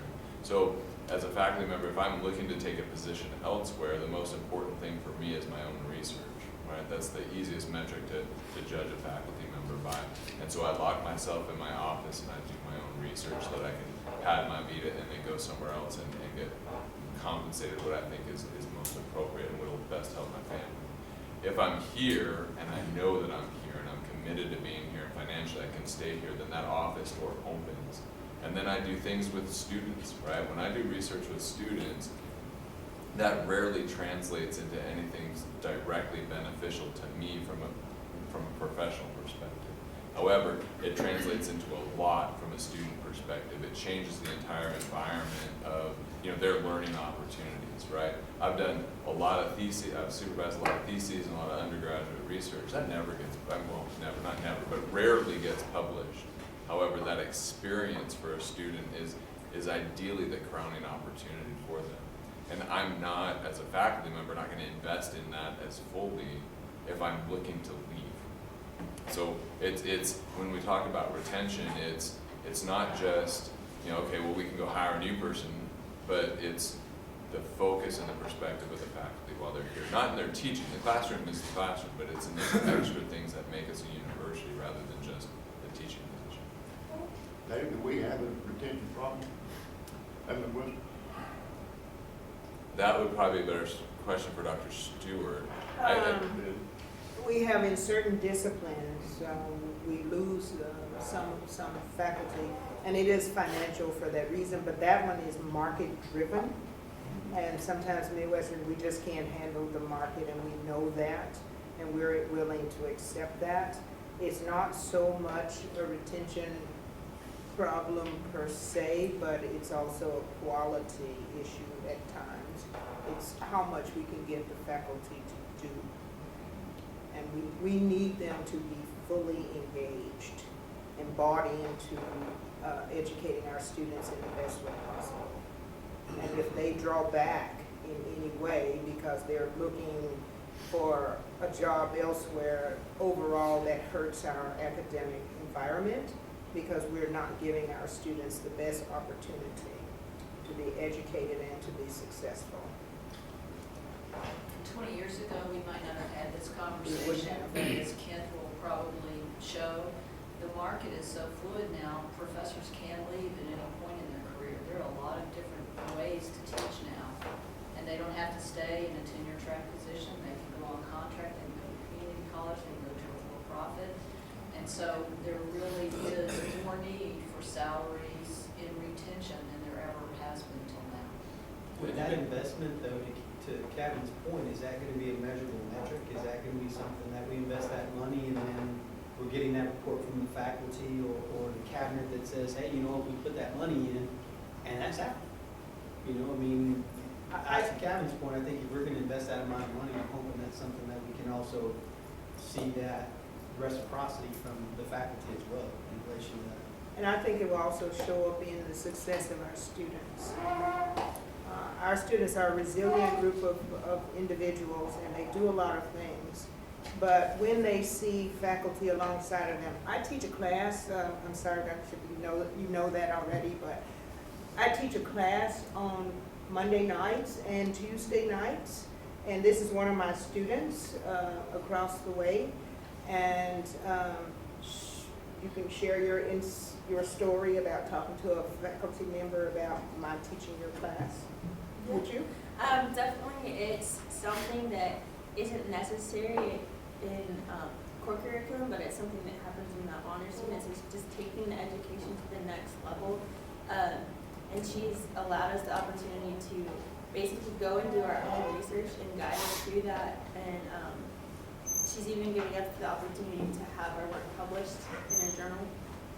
So it's something that I've never had the opportunity to do before if it wasn't for Dr. Stewart's initiative to bring that class together and have us do that extra look into our discipline. And we're all doing different research and we're all presenting with each other and having an opportunity to not only present to faculty but to fellow students also gives us confidence to be able to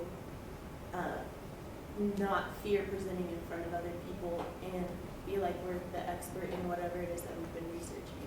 So you kind of get that feedback from fellow students that are at that honors level, but then also from the faculty who have been there before and know what they're talking about.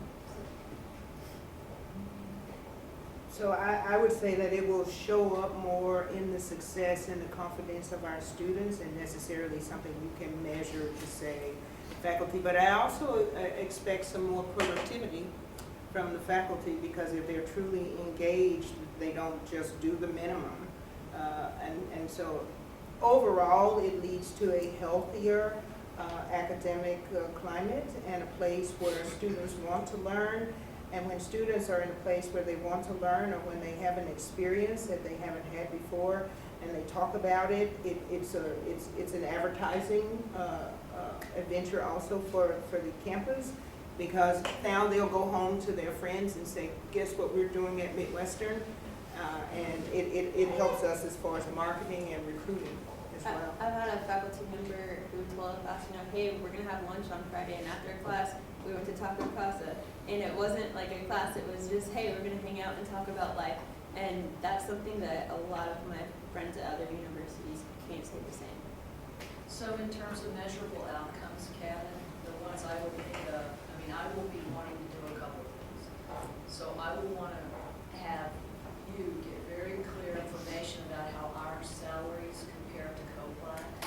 So I want us to be competitive in all measures with other COPLAC institutions, because we're saying we're among an elite group and we need to be there.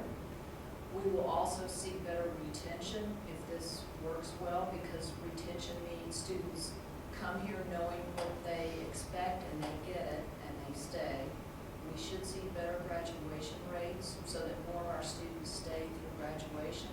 So you'll see us looking at student success measures as reflective of the investment in our faculty. We can also let you know about their research or where they're presenting, but those are the easiest outcomes to measure. I think we could have this discussion for a long, long time. Okay, I want to throw something out here, because that's what I was talking about earlier. I used the football stadium as an example. Not everything on here is going to be completely and totally objectively measurable. And this is one of those things. But I think that from a subjective standpoint, there's going to be things that we want to understand as a board, that why are we saying we want to invest in this? Why is this something that will make Midwestern exactly what we intend it to be? And I think at the end of the day, for me anyway, if we can get Suzanne and the rest of the administration, faculty, and staff at this university to feed us the information about why this is needs to be spent, that's a success, at least for me. So. A quick comment on that is, in strategic planning, what I've done for maybe 20 years, 15 years, been heavily involved in, all the professionals like yourself came in, and every one of them said that money's not a motivator. It's required for retention, it's required for other things, but they all said you can't motivate people with money. Now, I don't know if that's changed, but that's a comment. When I look at the budget, and it has on the title, Achieving New Century Strategic Initiatives, and that's the title of this, it implies to me that implementing this, that somebody put a budget against them, or an estimate, an estimate of some kind. But without any measure of deliverables and what we're actually doing, I don't see how there's any connectivity between the two at all. This would appear to me somebody put together a budget of what they think they would like to have or need or might want, but nobody was saying you have to do this, and I'm asking, I guess. Did somebody say, here are the requirements, here are the measurables, here are the metrics, and they said, oh, well, that's going to require this amount of money? Or did we just put together, as is usual, which is fine, a budget against, I don't see the connectivity here. Does anybody Remember, have this connectivity between this cost and actual measurables? Remember, this is the blueprint stage.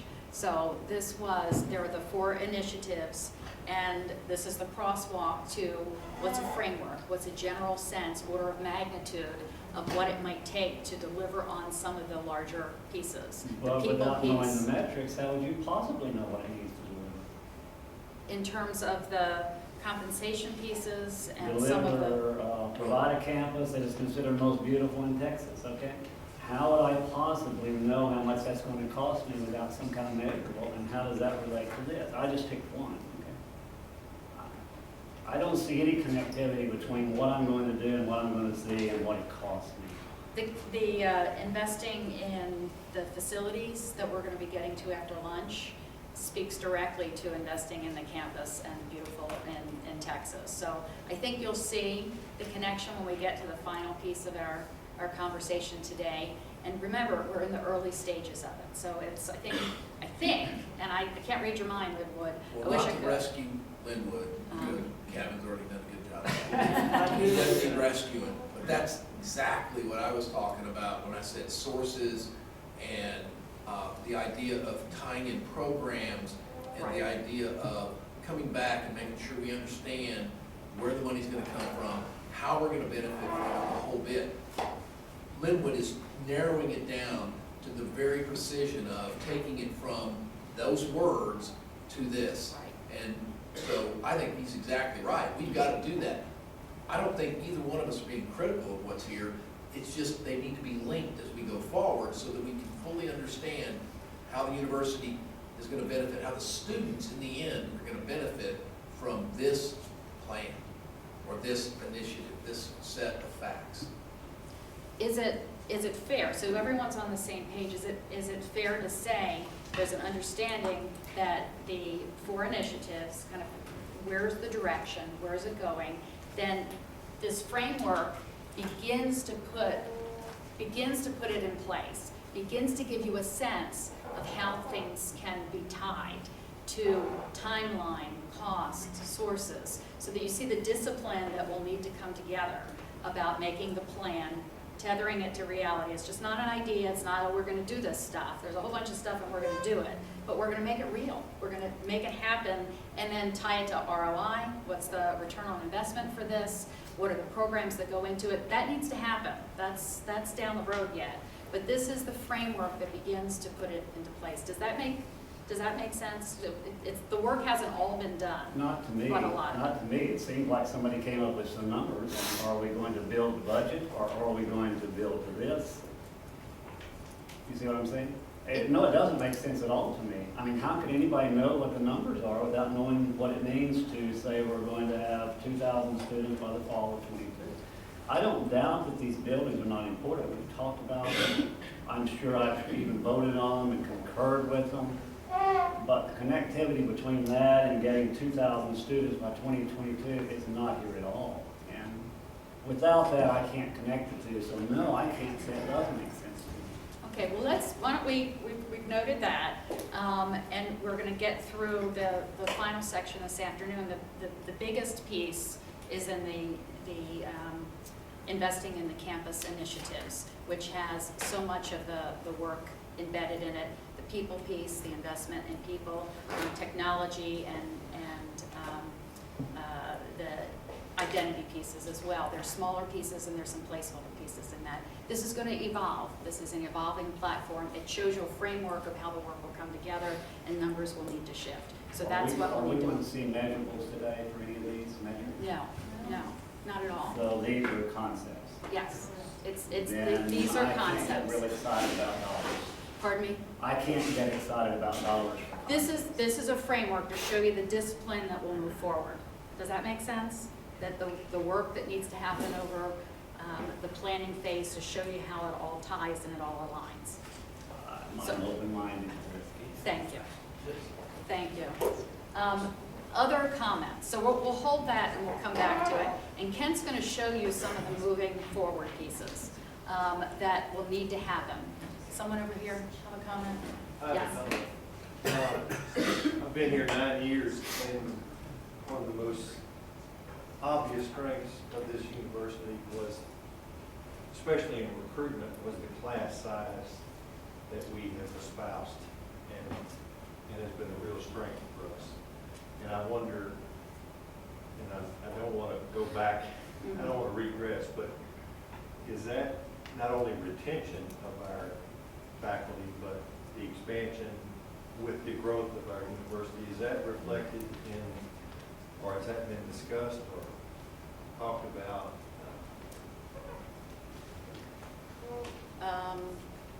Betty, is that something that's been discussed yet, or do we just put that as a placeholder right now? It's a placeholder. Okay, got it. Thanks for raising that. It's a strength of this university. Good. Other comments, other questions? Okay, so before I ask Kent to walk through things, I want to kind of change channels for just a second and link to opportunities for fundraising. So as this evolves into the narrative, into the story, into moving for the future, I've already talked about the 1922 to 2022 and an opportunity for a great celebration around Centennial, and that pathway from now to then to get you there.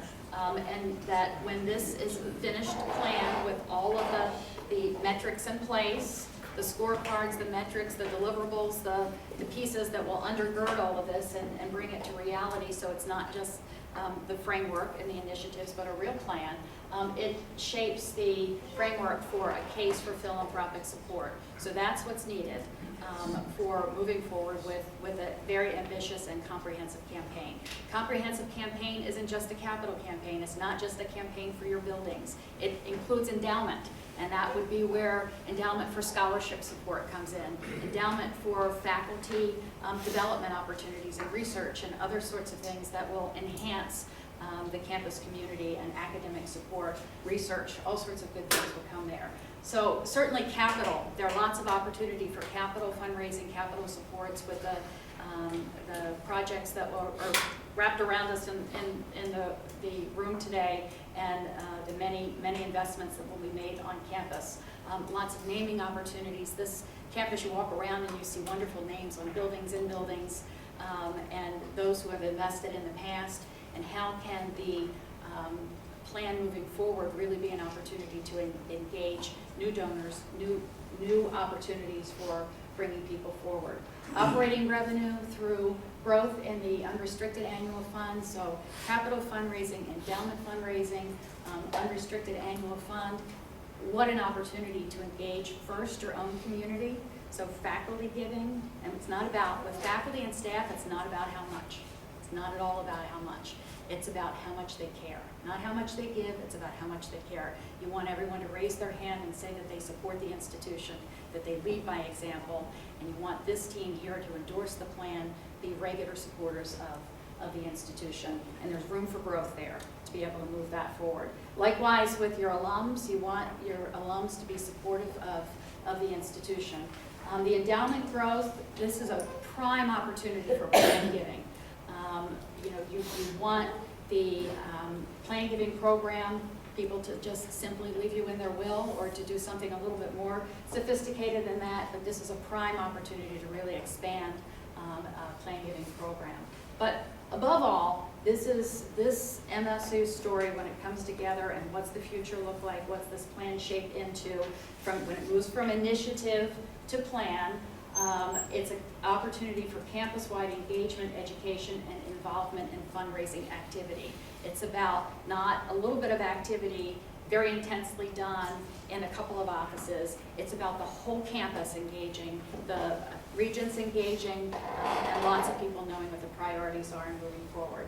And it's the long-term development of best practice, sustainable donor cultivation and stewardship efforts. So move it forward. Take it to the next level and make this program and fundraising here match the attempt for always improving in terms of academic excellence in everything that you do. So golden opportunity to align not only the campus development with academic excellence, with differentiation, but to make this an opportunity for a comprehensive campaign and do something that hasn't been done before. And why not do it in time for your 100th anniversary? So, any questions about that, about campaign, about opportunities for fundraising? Okay. Do you all want to pull out your checkbooks now? What projects do you like the best? Okay, then we wanted to nail it down and take a look at how you really move forward and look at metrics, and there's no one better than my colleague Kent to kind of talk us through that. Sorry. So, most strategic plans fall short or fail, but many succeed. On the good side, I've seen more work here earlier in the process than I've seen at most places, and that's a good thing. You want a scratchy conversation around the initiatives. You want people to say, what are you doing? You want to get early on what some of the concerns are. Because if you do the whole plan, and then you unveil it, oh my God, that's as bad as just leaving it up at the initiative level. Most plans that fail, first of all, by the way, take the revenue that they project, lower it by 20%. Take the expenses they project and increase them by 20%.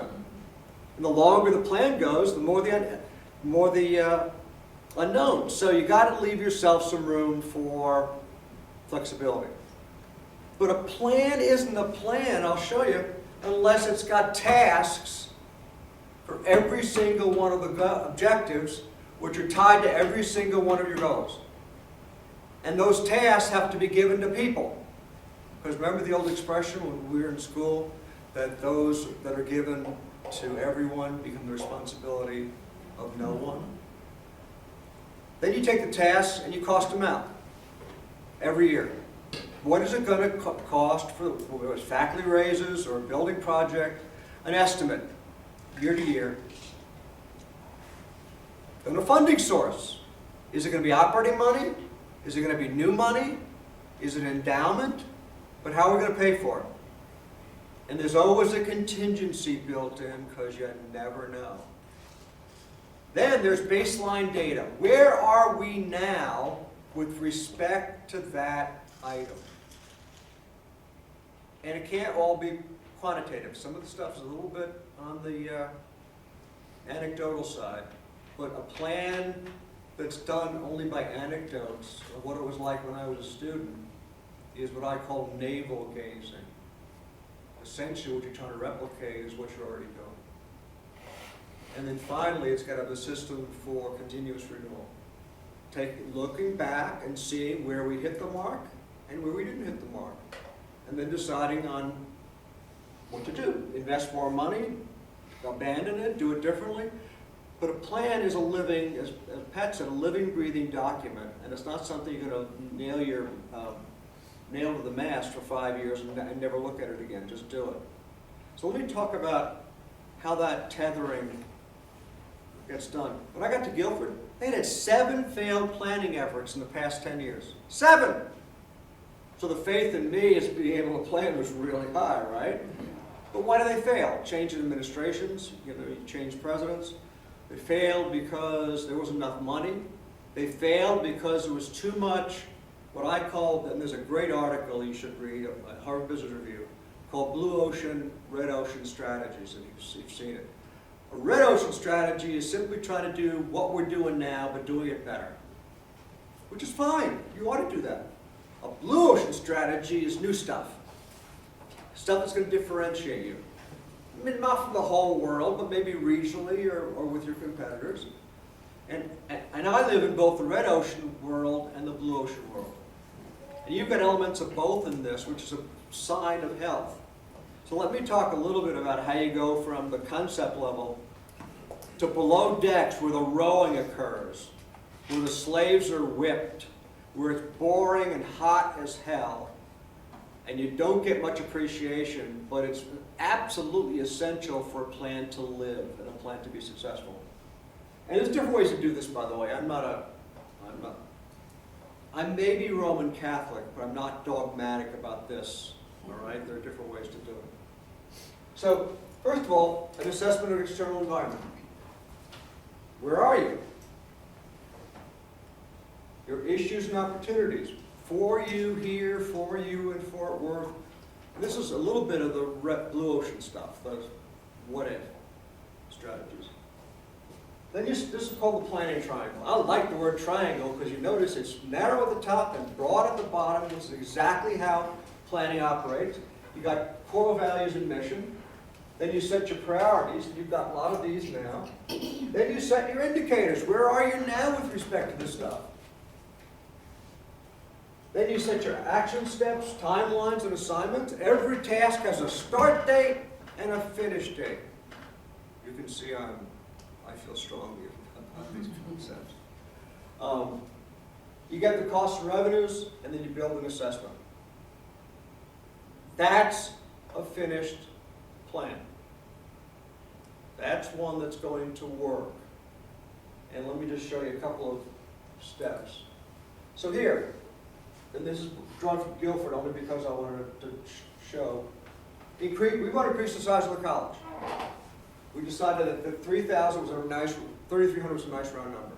And we've done some research of how far we could go. So each task with that was a start semester and a finish semester. Each task also had who was going to do it.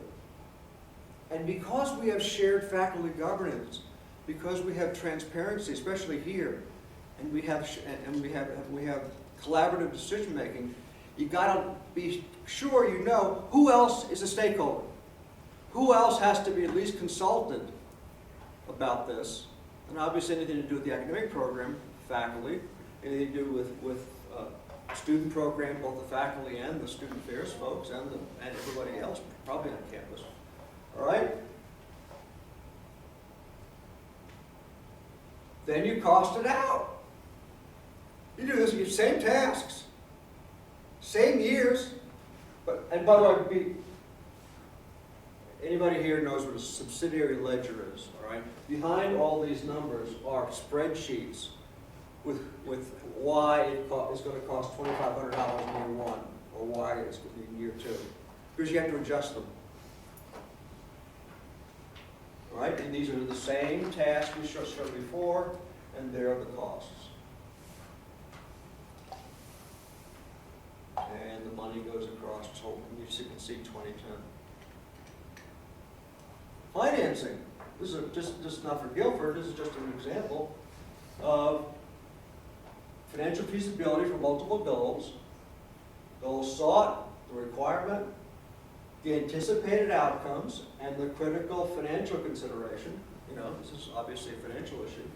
And here, we want 50% of our undergrads to live on campus.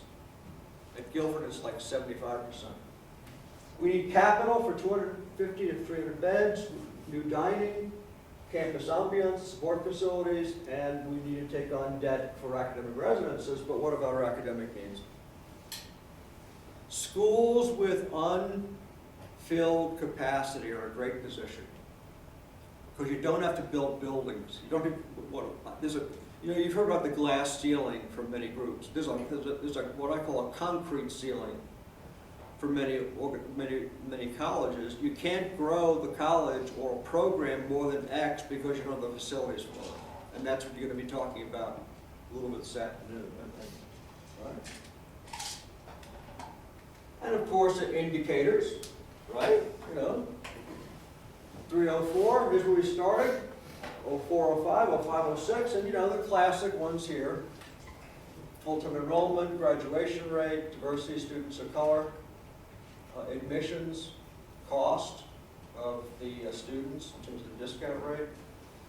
This, by the way, went up at a faster rate than we thought. The national discount rate, by the way, is approaching 50%. 50% of the money you take in tuition fees is given back to the students in the form of scholarships. Now, where you have endowment, that's a good discount. That's an endowment, that discount doesn't eat. It's when you have to take out of your budget money from X to Y to feed the beast, and you get good students. I mean, I couldn't have gone to college without financial aid. I am pro financial aid.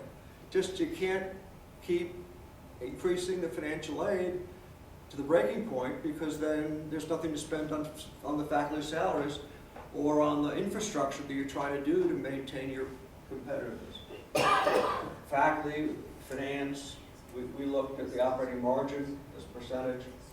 And notice, by the way, when we did our updates, something happened in 06, 07, or 07, 08. Anybody remember a financial crash? Well, these are the updated numbers. We had positives here before. They were then turned negative. And finally, the alumni giving rate, which actually we did meet. That was one of the ones we met. Competitive analysis. Nobody gives me numbers anymore without the acronym, you remember from Harvard, CASH. What's the comparison? What's the national average? Is there a standard or goal we're shooting for? And how have we been historically? CASH, comparative, average, standard, historical.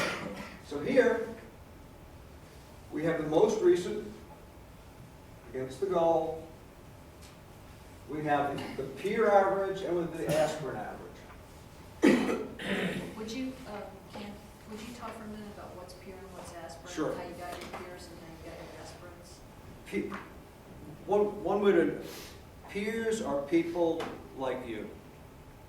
Obviously, public is one of the differentiators. They're about the same size. Their foundation or endowment or trusts I'm not talking about identical, but within the same range. And did I mention student body? Student body is about the same size. Those are the major things. Aspirants are what you want to be in those categories. And usually, the goals in a plan are at least based in part on where your aspirants are now. Now, they're going to move too. And maybe you want to be more than the aspirants, but that's a nice way to And so think to about it. lock that down, if you think about the Lone Star Conference Yep. that we are in athletically, those are our regional competitors. We are more like them than like others. Those are probably like a peer group for Okay. us. But we aspire to be a leading member of COPLAC, which is Truman State, Right. Geneseo, St. Mary's in Maryland, who are the best public liberal arts universities in the country. So we will have both the peers where we look at what Angelo State is doing and Cameron's doing, et cetera, but then we want to look at COPLAC. Is UNC Asheville on that list? UNC Asheville is on our list of COPLACs. Sorry. So when I say we are among the best of the best, you know what I'm Well, talking about. that's one way to do it. I like a dream. I like to always become better. And the aspirant group can't be, totally out of your reach. But again, your reach should exceed your grasp when you're doing the plan. Be a little ambitious. What you got to do, of course, is look at it every year, update it. I mean, you can have a planning process which says we're going to have a 5-year plan. We'll start another 5-year plan. You can have a planning process where you drop off 1 or 2 years and you add on. You see my point? And then you add 2 more. It all depends, but it's got to be comparative, average, standard, and historical. And last thing I'll do is suppose you. All right, here's what's going to happen. I bet when you cost this out, and when you find the total revenue and total expenses, I hope I'm wrong. But what you're likely to find is your expenses are here and your revenues are here. Right? And that's good because it means your dreams are exceeding where you are now. I work with the Botanical Garden of New York, and as long as people know that there's going to be a limit put on it, people are okay with that. Where you drive people crazy is you say we're going to do blue sky thinking, and then suddenly put a financial cap on it. No, they have to know going in. And so in the Gardens case, they had a $235 million plan and $165 million to fund it. And that was really the max they could do. So you have to, what that's called is a strategic gap. It's a gap between what you got and what you need. And closing it, there's various things you can do, and this is not an exhaustive list. Best way is to before you go public with the thing, solve it. So that it's funded, so people can see clearly if you've got 4 initiatives, and I know they're broken down into goals, how they're gonna be paid for. And the best way to do it is during the planning process. Before you stamp final on anything. You can do some prioritization. I mean, what is the most important stuff here that if you fall short in revenues are things you don't want to lose? And what stuff here, and not this stuff specifically, have less priority, so if you do fall short, which can happen, they may be the first to be considered for cuts. It's far better to do that in advance than it is when the shortfall hits, you go, oh, now what do we do? See my point? So at least thinking about it, you're not locked in, but thinking about it is important. Visible and practical what-if scenarios anticipate possible strategic gaps. I mean, you might, I'm not advising this, by the way, but I've seen plans with a worst-case scenario and a better-case scenario. I think that works for budgeting. I do think, by the way, in terms of funding the plan, it wouldn't be a bad idea to have that in mind. All right? But in any case, what-if scenarios are important because, again, 5-year plan, you can't predict the future specifically. What you're trying to do is get some control over it. Put some boundaries on it. And that's a really important thing about planning. They're really nicely about planning. Plan's duration can be extended to allow more time for ends to be accomplished or resources to be obtained. I mean, Pat, how many times have you seen a capital campaign extended a year or two so you can make the goal? There's nothing magical about the duration you set. Yeah, I mean, it's important to try to make it, but hey, if you're that close to making one of your really important strategic objectives, take another year. There's nothing magical about 5-year plans or 7-year plans. I'm a 5-year plan person myself, but you can be a little flexible about that sort of stuff. And finally, goals and objectives can be preserved, but more economical action steps selected to accomplish them. Right? So you keep the goal, but remember, before we had laid out all those action steps, maybe you go back to them and say, is there an outsourcing opportunity here or an insourcing opportunity here? Is there a way to do it a little more economically with fewer people?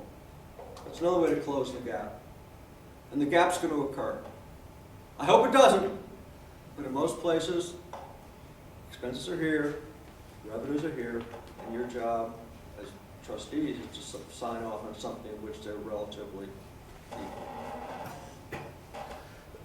Other than that, I don't care about planning. Any questions? I did have a comment in regards to strategic planning.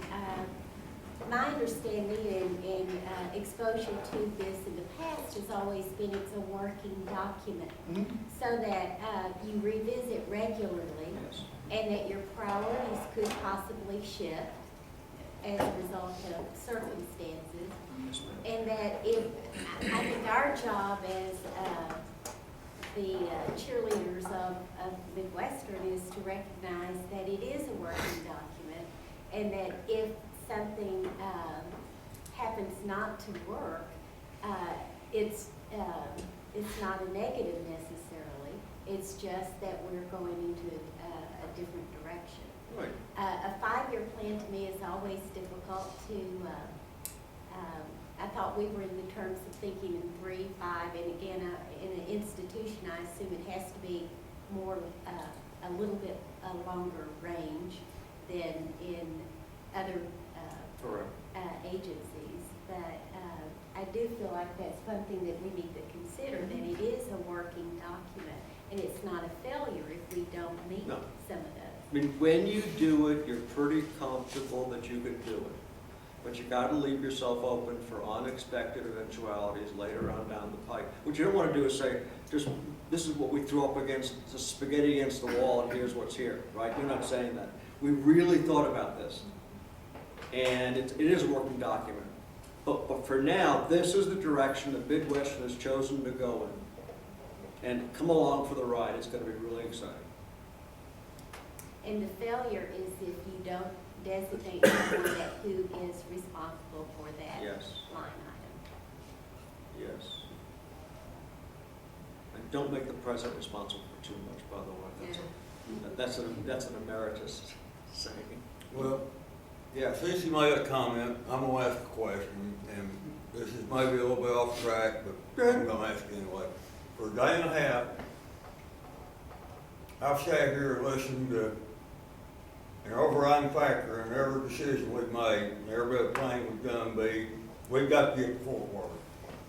And we have a lot of kids that come here from Metroplex, because they want out of Metroplex. They don't stay in Fort Worth. And for some reason, all of a sudden, we're zapping all of Suzanne's energy, all of our administration's energy, our resources, because we've got to get to Fort Worth. And my question is, what the hell are we doing?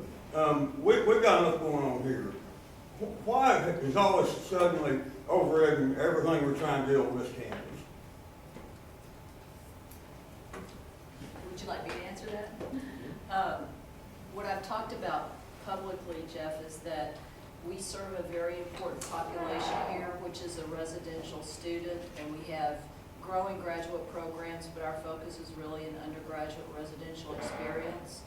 What we would like to diversify our market and differentiate our product by learning to appeal to an emerging market of the working adult. The working adult is more likely to be located in an urban environment, more likely to want to study professional fields at night, on weekends, in concentrated forums.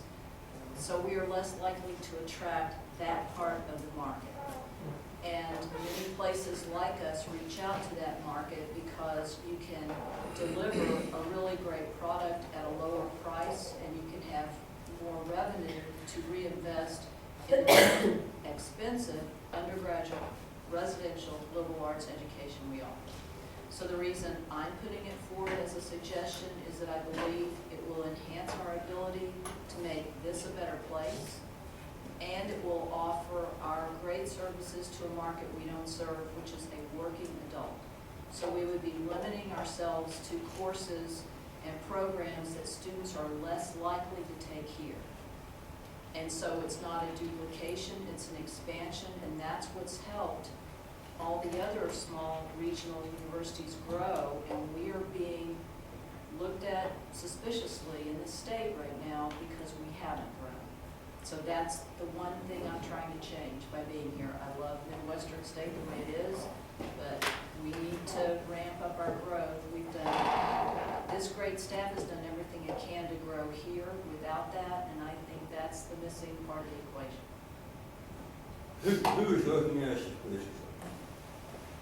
Does Tiffany want to comment? I don't believe she. We are getting feedback from, first, the governor's office, who's interviewing new Regent candidates, that they're asking a lot of questions about our independent status, and they're tying those to our lack of growth. So if you look at us compared to every other institution like us, they've grown and we haven't. And so they're seeing, I'm trying to reduce our vulnerability by making us where we can be as competitive as the other institutions. Okay. Well, and I think that's a very good answer, Suzanne. I guess my concern is, if we go all in on this deal, make an infrastructure investment, get down there, and there's other institutions that are providing the same service, and it flops. What does that do to the city? That's my concern. That's correct, and it is unlikely, first of all, this is a risk, and we are not entirely sure, we're doing the research, we're not entirely sure what programs we'll be able to take, because the rule is if an institution is offering a program you want to offer within 50 miles of you, you need their understanding, if not their permission, to offer that program. So we're looking very closely right now to see what programs are offered within 50 miles of our intended destination, and that will shape what we're able to offer there. So we are very late to this game, and the door is closing. There's a lot of talk about how Texas's move to Houston has really ignited a lot of anger around who owns what, or a lot of territoriality around who owns what in higher ed. So we may be too late to this discussion. So this is a risky discussion to have, but I think we're better off having it and not being too late than being too late entirely. Anyone want to add to that conversation? Can I say something? Well, Keith really can give more information. Go ahead. I want to echo something I said yesterday and I said it this morning. I think we have to look at, and let's not use the word for word, let's look at other markets. We have to look at other markets to determine, as Susanna described, if there's an opportunity for us as a university to better serve the student population, no matter who it is, whether it's resident or adult education. Because if we don't, as Susanna's pointed out, we're going to be left behind.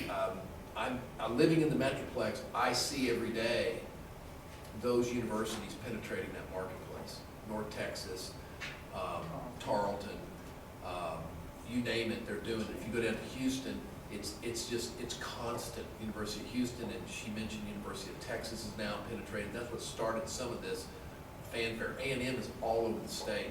And we're not doing any of that. And as an independent university with no growth to speak of over the last 5 to 7 years, we're put in a bad spot because this board may recall there was discussion 5 years ago or so about being a part of another university system. And it died away. We don't need to be a part of the system, but we are at the whim of Austin at times. And if in fact that happens, then we may not have a lot of say with it. So again, to Suzanne's point, she's trying very hard to keep us, keep our vulnerability down. And I think that's really, really important as we have these conversations. So Keith, I'm probably still. No, not at all. You all articulated it very well. I would just add that, the last thing we want to do is to cannibalize any of the flow we have from the Metroplex to this campus. The Metroplex right now represents a plurality of our students on this campus. We're building a new 500-bed residence hall that we're on the hook to fill and make revenue to pay the debt. And so the last thing that we want to do is cannibalize upon that. That's one of the reasons there's a focus on the adult market. Another reason there's a focus on the adult market, and Kent, tell me if I'm wrong, I think that is expected to be one of the fastest growing segments of higher education. And so we see a real opportunity there going forward. We are looking, and you all actually approved in November the market study. And so the market study may come back and say, hey, there's nothing here. We have yet to receive those results. We expect deliverables in April. But what we intend to do with that, and remember there is a competitive analysis going on with that will inform what programs that we offer so we can maximize the number of students that are potentially interested. We intend to build a pro forma that will, at a minimum, allow us to break even on the expected demand. Hopefully, it will allow us to generate excess funds that flow through Wichita Falls. And so we see that helping this campus as well. The last thing I would add is geographically, the specific area we're talking about is on the northwest part of the Metroplex, which is a natural entry point for us being northwest of Dallas. It is also the fastest growing commercial corridor in the United States right now. And I think if we do not make our entry point there, someone else will very, very quickly. Is our growth in liberal arts degrees? Our growth here in liberal arts degrees. We're talking about forward in here, when we talk about growth, we said we'll build upon our liberal arts experience. Do we anticipate growth and the growth coming from our liberal arts degrees? I think our growth in Fort Worth in particular, I think what we will see a demand for is adult completion degrees with perhaps health science backgrounds, in professional field backgrounds. So I don't see liberal arts degrees per se in DFW. I would like to see growth here. Now, when we talk about the liberal arts here, though, I think we're talking more broadly than the actual degrees themselves. I think we're talking about the student experience. So if you're in a professional school, you still get a liberal arts experience with a broad base and the ability to participate in research, et cetera.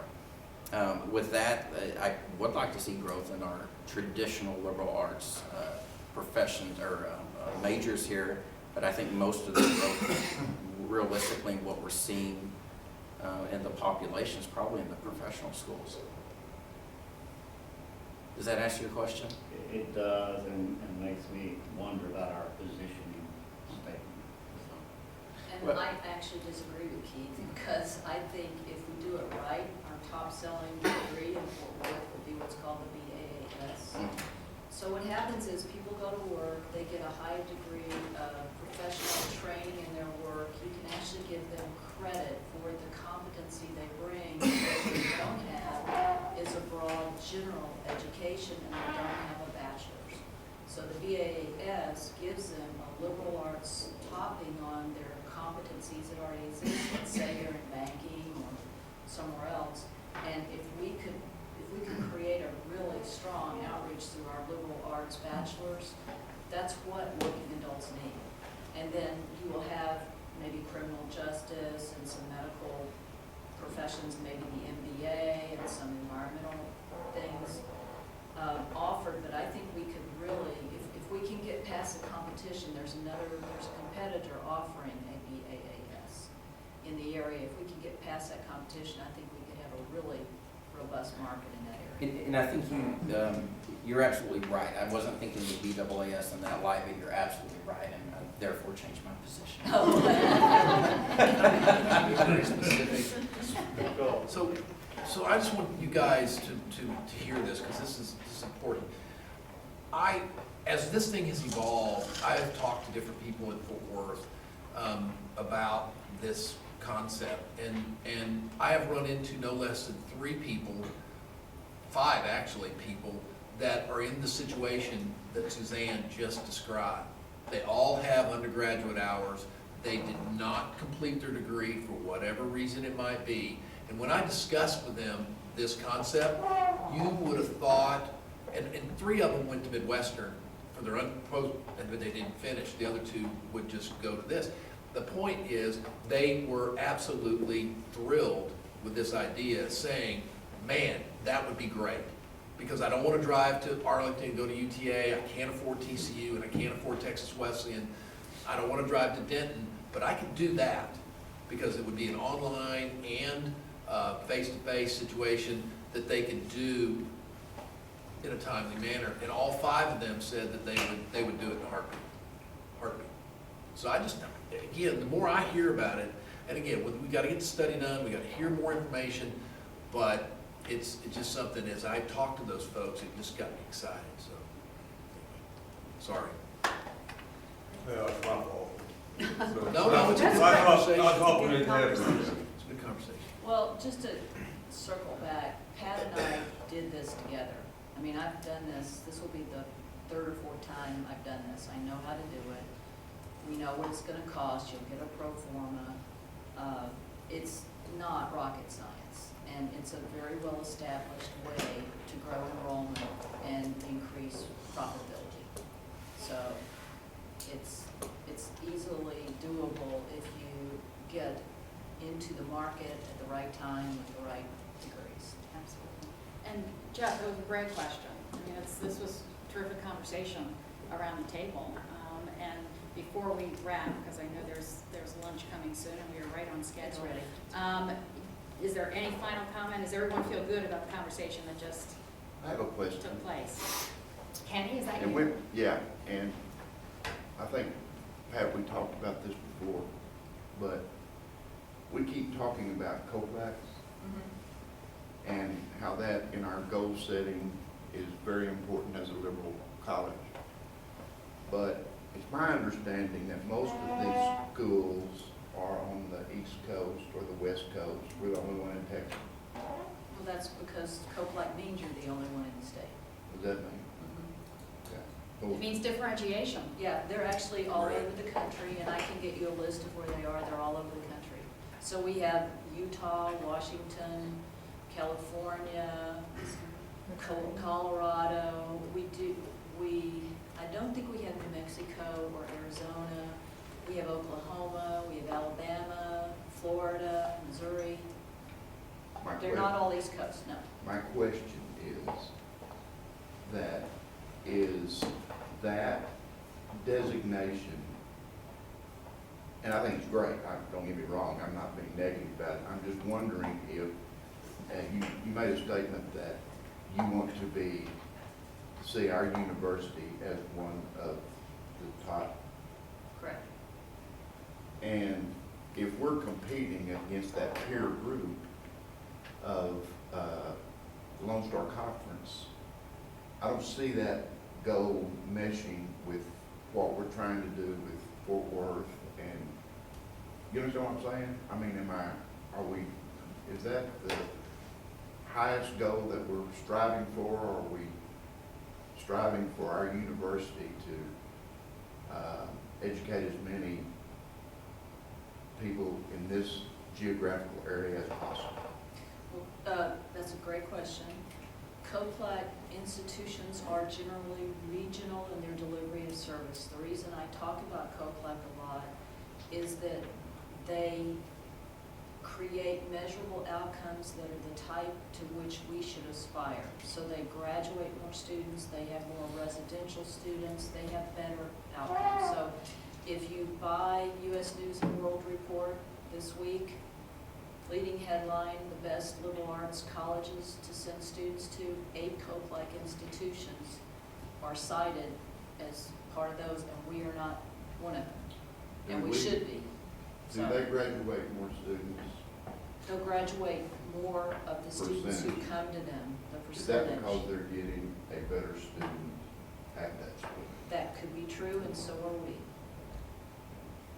We are getting a better student here than some of our Texas peers are getting. We have more rigorous requirements, and we have a reputation of being rigorous. Am I wrong in saying that, Betty? I mean, when I look at the indicators, we're getting better students. No, and in fact, the quality of student has increased over the years, especially since 2011 when the new admission standards went into effect. Is that because of the Metroplex? That's because we are, I think there are a lot of reasons. The Metroplex is important in that equation, absolutely. In general, from large urban areas, you have students who are better prepared because, frankly, they have more access to test prep materials that help them with standardized tests. But I would also say that compared to COPLAC, if you take our average entrance scores, for example, we're below mean and median. We're not at the bottom. We are better than some COPLAC schools, but we do have room to improve in that area, but we have been improving. You haven't? We have been. I have been, okay. Good. Keith, remind me, are we 27% Dallas-Fort Worth already? What was your number? Well, our last 3 entering classes have been mid-30s. Mid-30s. Okay, is this a good stopping point? Lunchtime, is everyone? Yes. Yes. Good, okay, let's break. You got a half hour for lunch, and then we'll come back and get into the fun stuff. Can Sean say what you need to say? This is the Barry disclaimer. This is a social time. Please have lunch and enjoy it. Don't talk about stuff, okay? How's that, Barry? Good. Thank you. Got it. Okay, so for lunch, there are 2.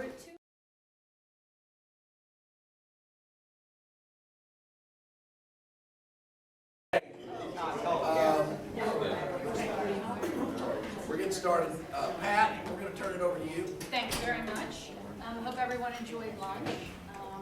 Great chance to refresh a little bit. So we had a busy morning, lots of great conversation, and now we get to what everyone always considers the fun stuff, because now we're taking the kind of theory, the initiatives, the concepts, and we're moving into things that are tactical and tangible, and really looking at how it evolves, how the thoughts and plans evolve into something that really gets shape and really allows us to,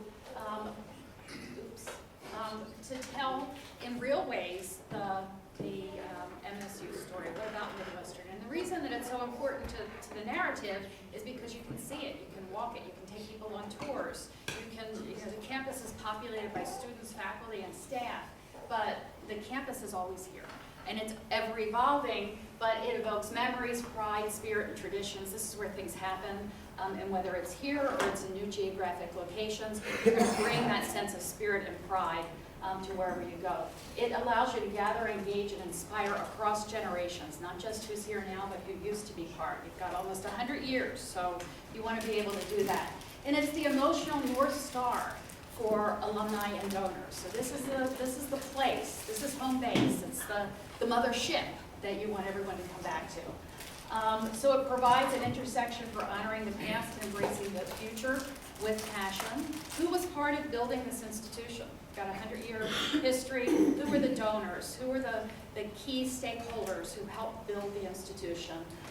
And this is a place that you're able to do that. And it's an evolving storytelling. So in a lot of ways, master facility plans provide a really, really substantial backbone for institutional fundraising and communications because they're always changing.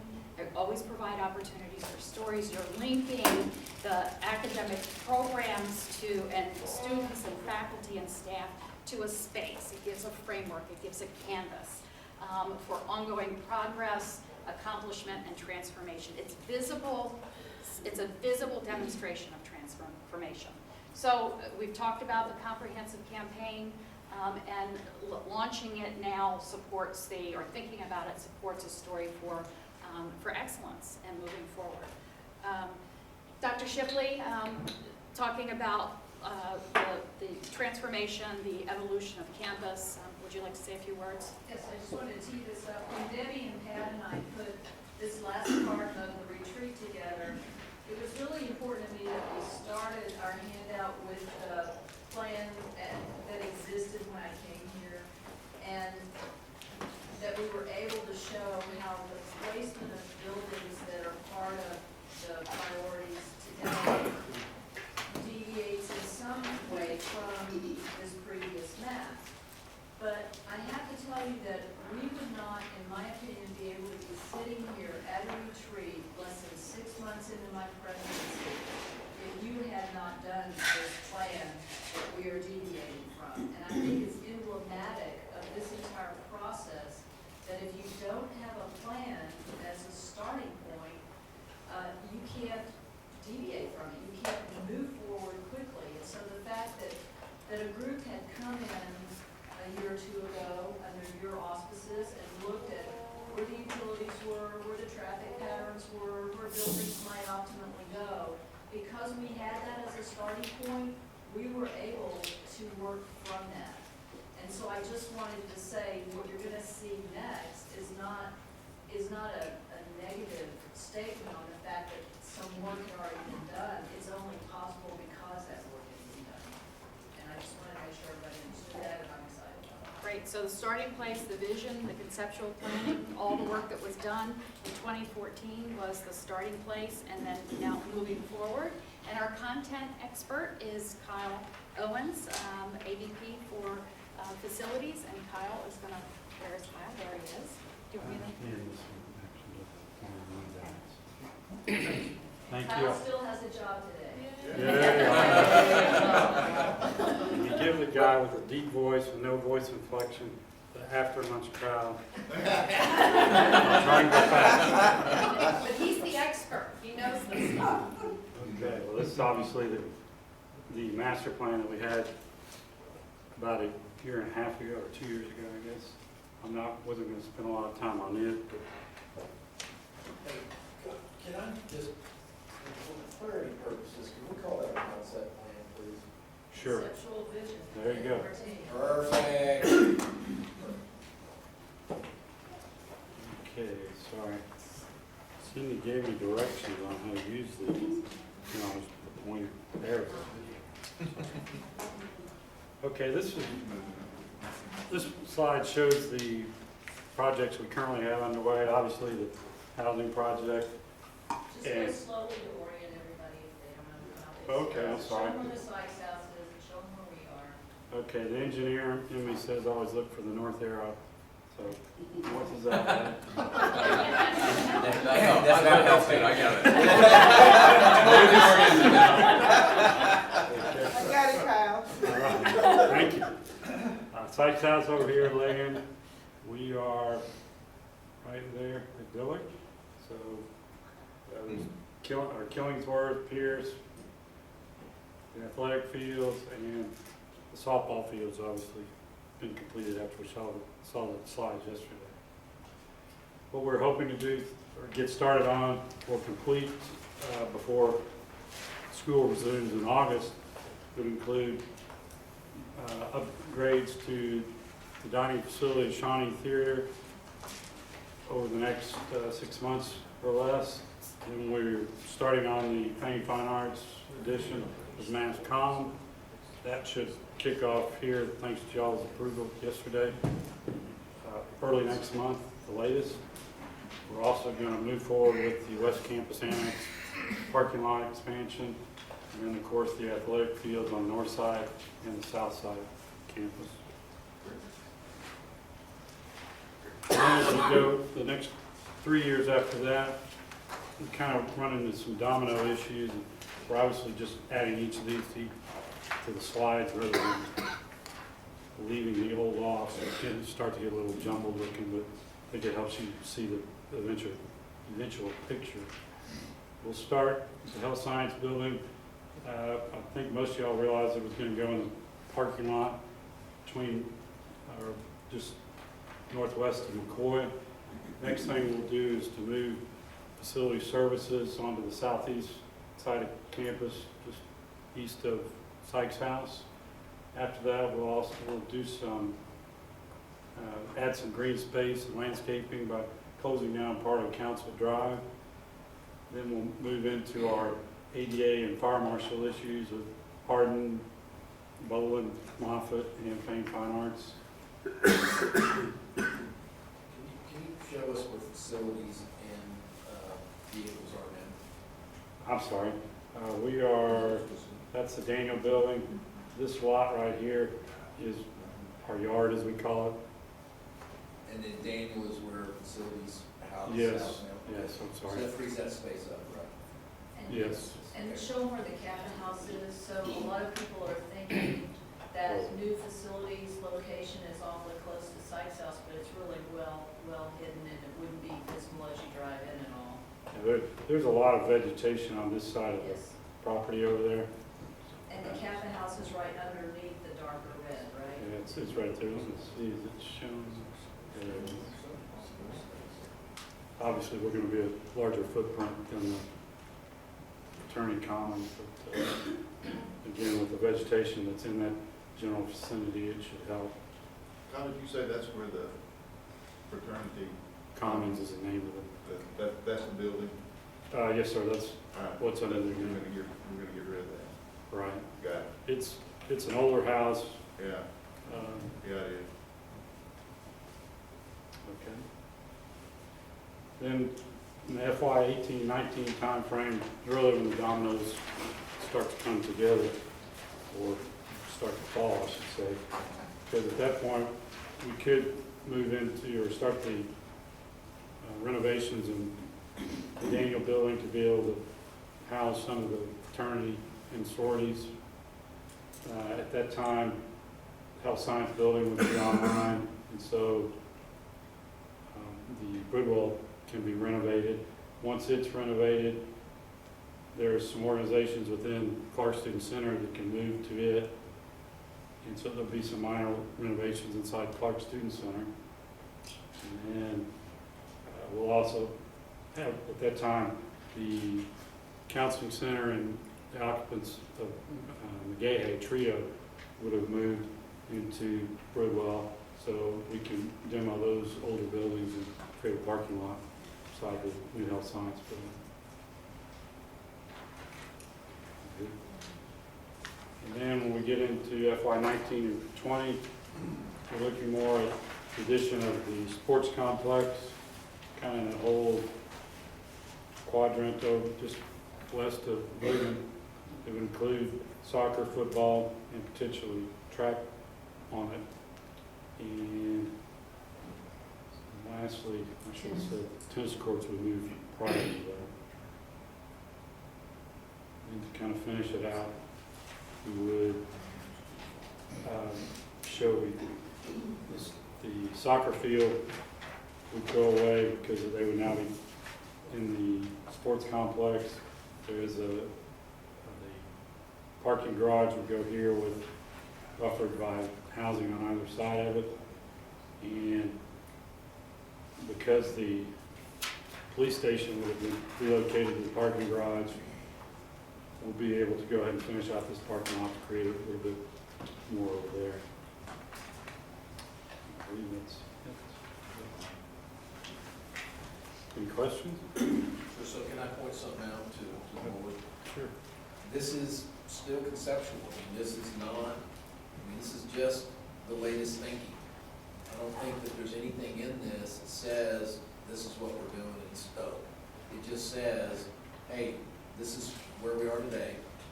We're going to continue to let this evolve. We're going to continue to evaluate priorities. And as Suzanne and the administration take a look at all of this and begin to look at all the different options, this will crystallize in a more precise form.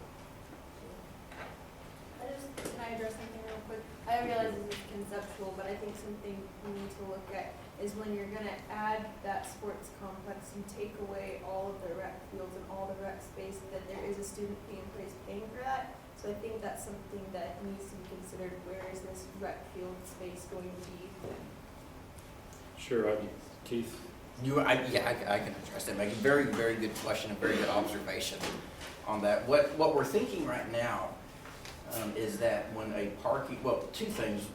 First of all, but of course these aren't full-time free play fields. Number 7 would still be available, right? And then the smaller football field just north, that would be west of, right, Kyle? Correct. West of the, Looking at the sign, there you go. west to an engineer, south to us, is where the football of the sports complex will still be available. But the other thought is, in addition to those, when a parking garage is built, one of the reasons that we're interested in a parking garage is so we don't have a sea of concrete, a sea of surface parking on campus. When that is built, it will be able to park much more than the occupants of that building. So we can probably remove a lot or two at that point in time and convert to free play, is kind of our line of thinking, but that's a really good observation. Yeah, I just think that that's definitely something that should be considered, even as a concept, that there is rec field space, especially since it's that student. Right. Yeah, like Keith says, I assume parts of this will become parking also. That might free up even this or some of the other lots in the area. Is this still going to encompass the Mustang Walk, that kind of vision as a part of it, or is that going on? I think that's still, we plan to, at some point here in the next few years, ideally if the HEAF funds will be available, extend Mustang Walk that direction. Whether or not we extend it beyond there, just kind of see how that design pans out. And just with the housing, I remember one of the things at one of the other campuses that are, I've seen work. But those walks convert for first day to be able to bring students into new housing and work phenomenally. So something I would just, as we look through that, it was a great concept. I would try to, if you can, work that in. Yeah, and that's a lot of why we'd like to extend it over here. We want to make it easier for traffic flow for the deliveries at Clark Student Center. And as you just suggested, for move-in day, it would go a lot smoother than trying to do it off of. Yeah, game days is pretty awesome to walk in the state. Speaking of parking, I noticed this morning, the new parking lot we built adjacent to the football practice field, there were no cars on it, and there were orange cones. What's going on there? I'm sorry, when was that? Today. Today? Is there a basketball game tonight? No. Over by, where was it? It might have been left. Oh. It might have been left over from the game. I don't know. That was Wednesday. It seems kind of silly building a parking lot, nobody parks on Yeah, I don't, yeah, I know that we're gonna have to use part of it, for the mass comm. We start construction for mass comm, there's a little section of it we're gonna have blocked off for a trailer and laydown yard, but it's all functional as far as I know, there must have been something going on there. Yes, sir. Putting facilities right on a main road, right on the highway seems odd. Well, And so that's question one. Question two is, or comment two, I think a jogging track would be nice in 5 years. It kind of runs all the way around this, would be something to consider. And the other one is there no baseball?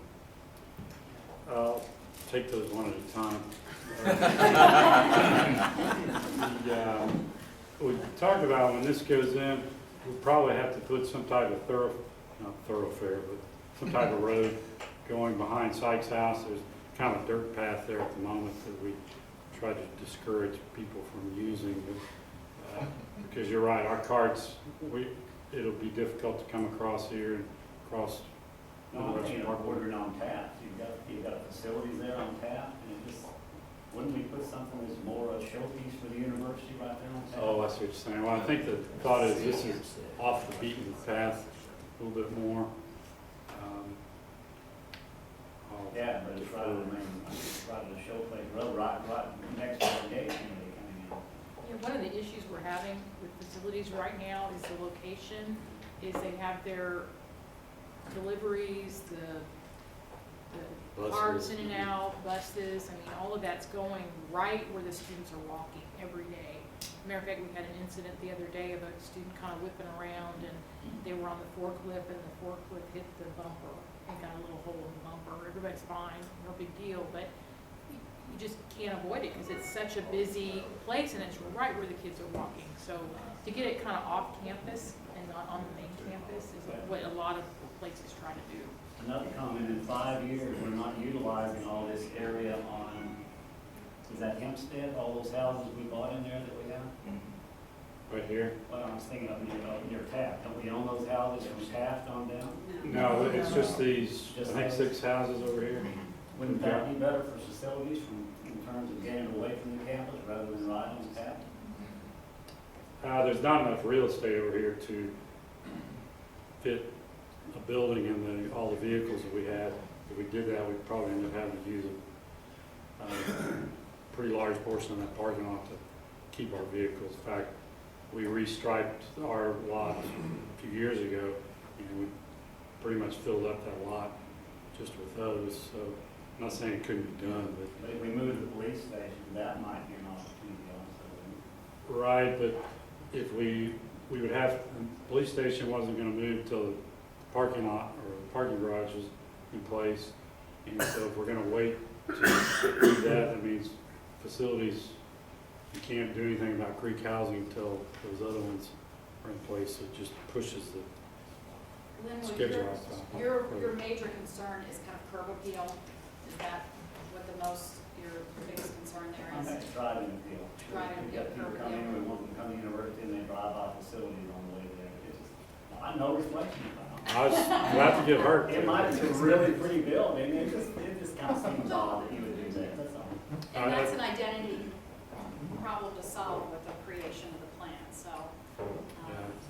I think like Dr. Foley said, it's Baseball more, is probably a big issue more. right, I think more universities are pushing these kind of parking lots, the non-essential services to the outside of the campus, so that when you're in the interior of the campus, you have a more Ivy Leagues term, but feel for it when you're trying to dodge forklifts in the middle of traffic or campus. And back to your baseball idea, my recollection was that kind of fell off the radar. We had it on the southern end of, or right near the lake, and it, right, and I think this, and I'm maybe putting myself out on a limb on here, I kind of figured that eventually with the land that we inherited, if you will, for the Sim Center, that potentially that would be a great place for baseball in the distant future. Speaking of which, does that need to be part of our 5-year plan? It is considered, we have thought about what are we going to do once those occupants move from there. One idea is to move purchasing out there. So, to get the vehicular and truck traffic out of the middle of the campus. So we could add that to the plan where you have Bridwell, and we probably should, Okay. because we can't touch the Civ Center until the health science building is done. But I think whatever color we have Bridwell, we need a little inset into the map that has the Civ Center. Okay. What I think plans are eventually, realistically, for the Hampstead house? You know, the discussions I've been involved with over the years, it's primarily been parking. And I would still envision that, but you only gain about 100 spaces, as I recall. It's like $800,000. It's- Because you gotta demo each one, and they've got asbestos, so when you demo, it's gonna be expensive to demo each one. Marilyn, when you speak, could you speak up? Sure, Please, thank sure. you. Demoing is gonna be expensive because they're old and they have asbestos, and then to build the parking lots, you're not gonna gain that many spaces, so from a value perspective, we looked at it, but it just didn't seem like the most So let efficient me ask it way. a different way then, what are we gonna do there? If they're not, if it doesn't, there's no value, and I don't want to belabor this, but if there's not a value proposition for parking, what are we doing with those houses? One time, there's some consideration about moving the centers, the Catholic Center and the other center, to the side of the campus, that way freeing up some of the interior space. So let me take it one step further. We really need to address what we're gonna do with those houses. Because again, as we have this conversation, it's good dialogue, it's good conversation, but we need to plug in all these dots. The Sim Center, the police station, the Hampstead, all of that needs to be plugged in here. And I completely agree that it's a work in progress, and we need to make sure that we understand all the ins and outs of it. Because baseball was the one thing I wrote down in here, was what about baseball? And I do recall the conversation about the Sim Center conversion. I recall conversations about some other property. But at the end of the day, all of these things need to be in this discussion and in this dialogue, every single one. Well, I think my thought on the house is, if we're not going to utilize that property for anything else, and we're looking for sources of revenue for future real estate acquisitions, why don't we sell them? I like that idea personally. Those houses are not great fits. Yeah, I want to echo what Sean said about baseball. It's not a week goes by since they approach us about whenever we can have baseball. I do not like the idea of putting baseball way in Midwestern Parkway. I think it should be on campus.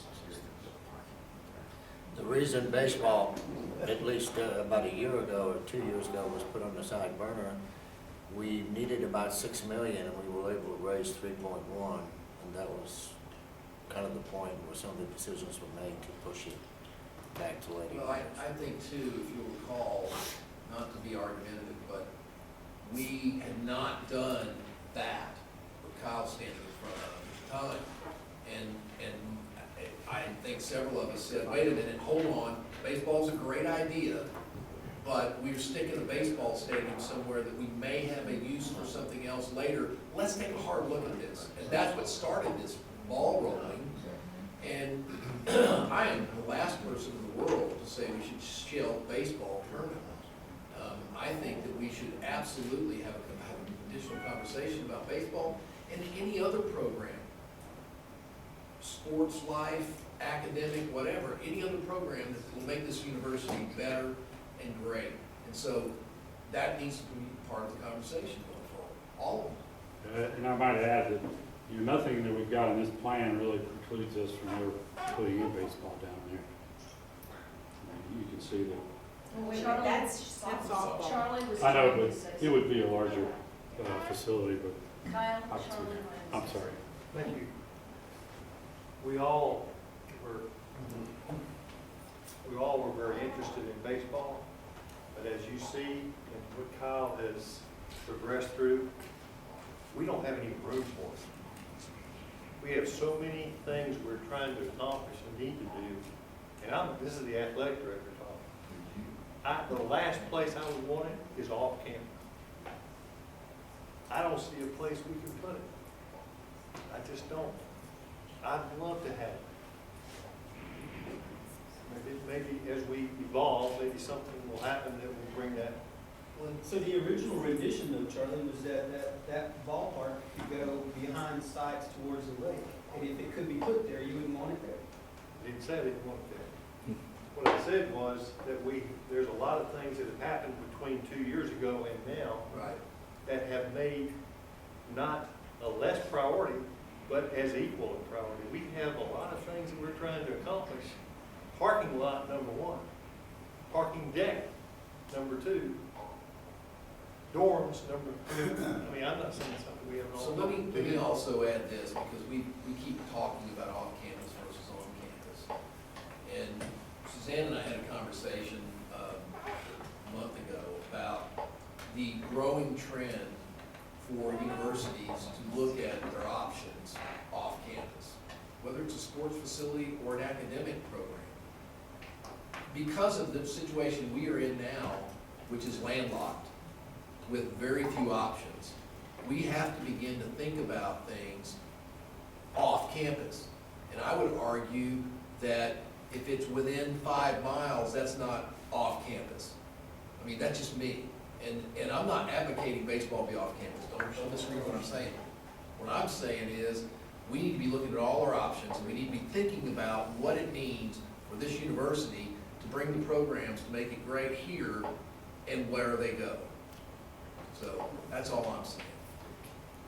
Another caveat that we failed to mention is, on this particular diagram is a sports complex that encompasses football.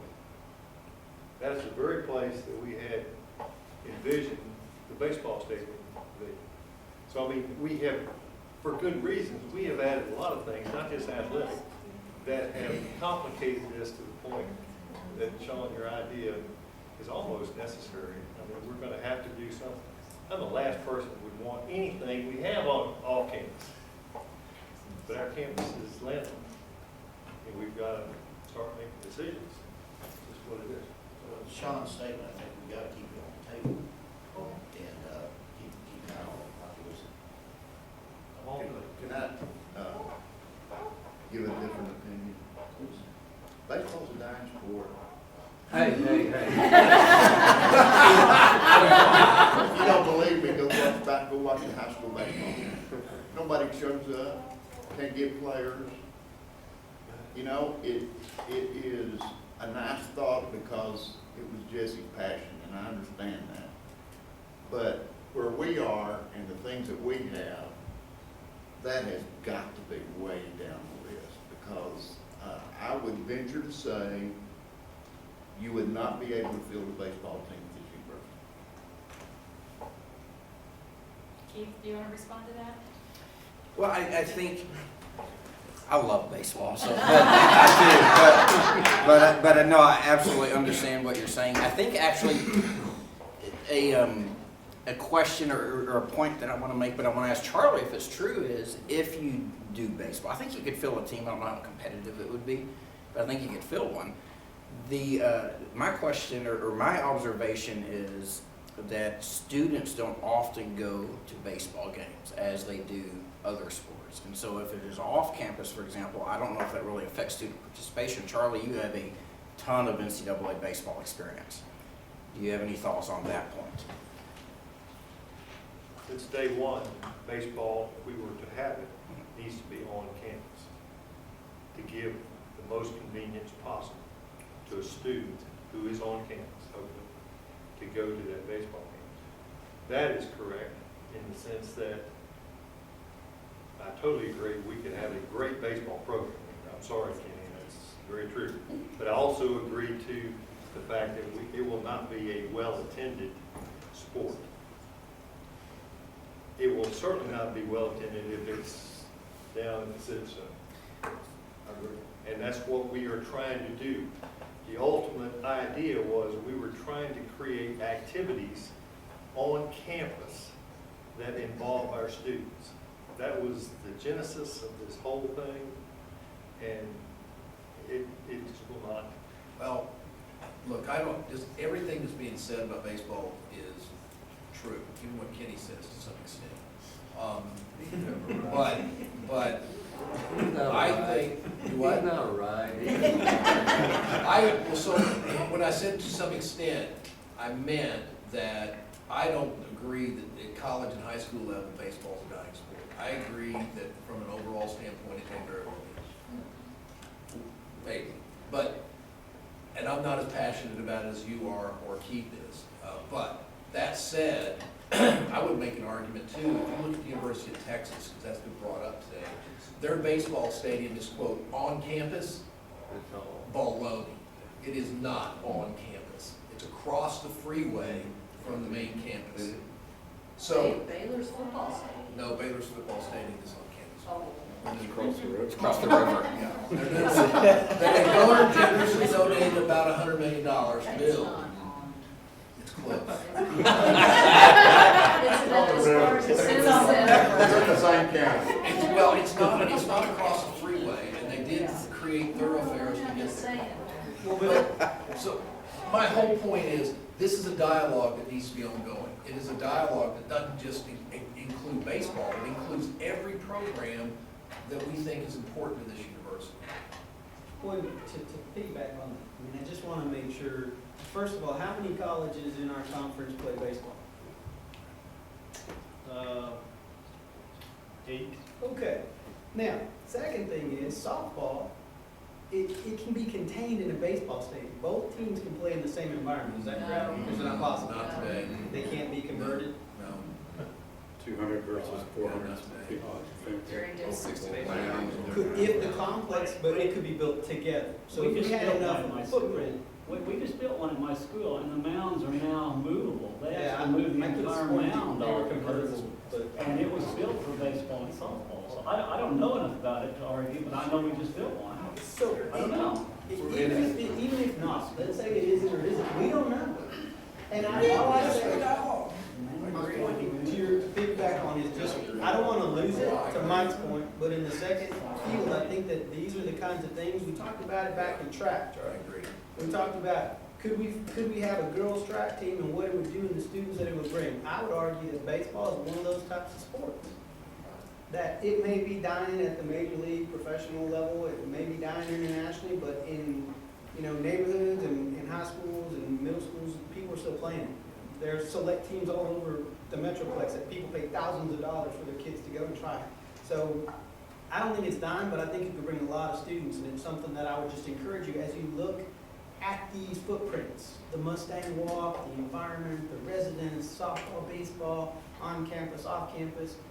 I think we're gonna have to have creative solutions, because to Charlie's point, to everybody's point, I think as much as we can get it close to the campus, even if it's not on the campus, it's beneficial, because it makes that environment for the students, to where you come and you're like, I love my school, because I got to walk to these things, or there was a bus that could take me to those things. Well, and look, here's the real issue, right? I mean, if we look at all this, how great is it to look at this map and say, man, we can do all this?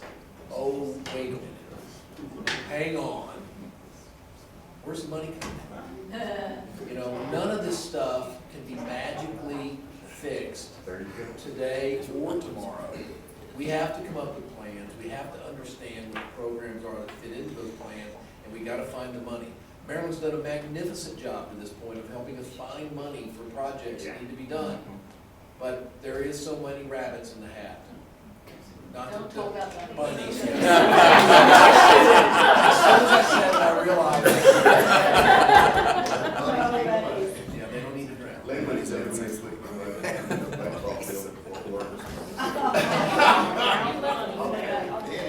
All right. And Sean, to your point earlier, was the return on investment in front of you.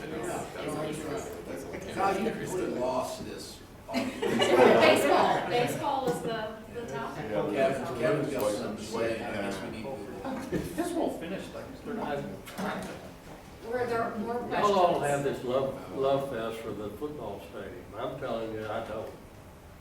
For I very don't love fest for it, but I've seen what it can do on a small university campus. I don't disagree with what I'd love to see it, but from the standpoint of, I mean, I'm a big athletics guy. I'd love to see that happen right there.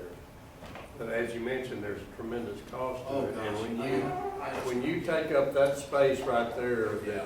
that effectively could be educational buildings in a landlocked campus, and you're already dealing with a situation where football is off campus. And if you told me that building that football stadium is gonna take us to the next level of enrollment or whatever, then I'm all in on that. But the dollars involved to accomplish that and what you give up ultimately, to me, it's not a slam dunk question. I'd love to see it, but I don't know that off the top, I mean, that it's just automatic. To clarify though, it's a sports complex and the sports that would be in it are football, soccer and track? Yeah, okay. Well, I'd like to comment about building a track around football stadium. I've been to lots of old football stadiums around here, and I can tell you, if you want to ruin the view of a football game, build a track around that thing. I guarantee you, can't see. That's, Well, we still got a lot of conceptualized. I know. Yeah, you're right. You're right. And we do have a track very close. Charlie, does our women's team practice on the track where the school is? Yes. So, you know, a lot of people who care about being in a small place and being right up front and up close and personal with the athletes do not want to track around this. So you could take care of 3 sports with football, men, and women's soccer. And you could keep the track where it is. And you could put baseball where the tennis courts are if you took advantage of another tennis facility in town. So there's room for baseball where you see the tennis courts, I believe. But then you need a president who can withstand people hating her for taking the Conroe down. do you know one? I do not. No. I thought maybe Kyle would be president. No. I've done it. He's got to Hope make to it be the your office line for of it. basketball. Yeah. You're better off taking it down for a baseball field than you are for tennis courts.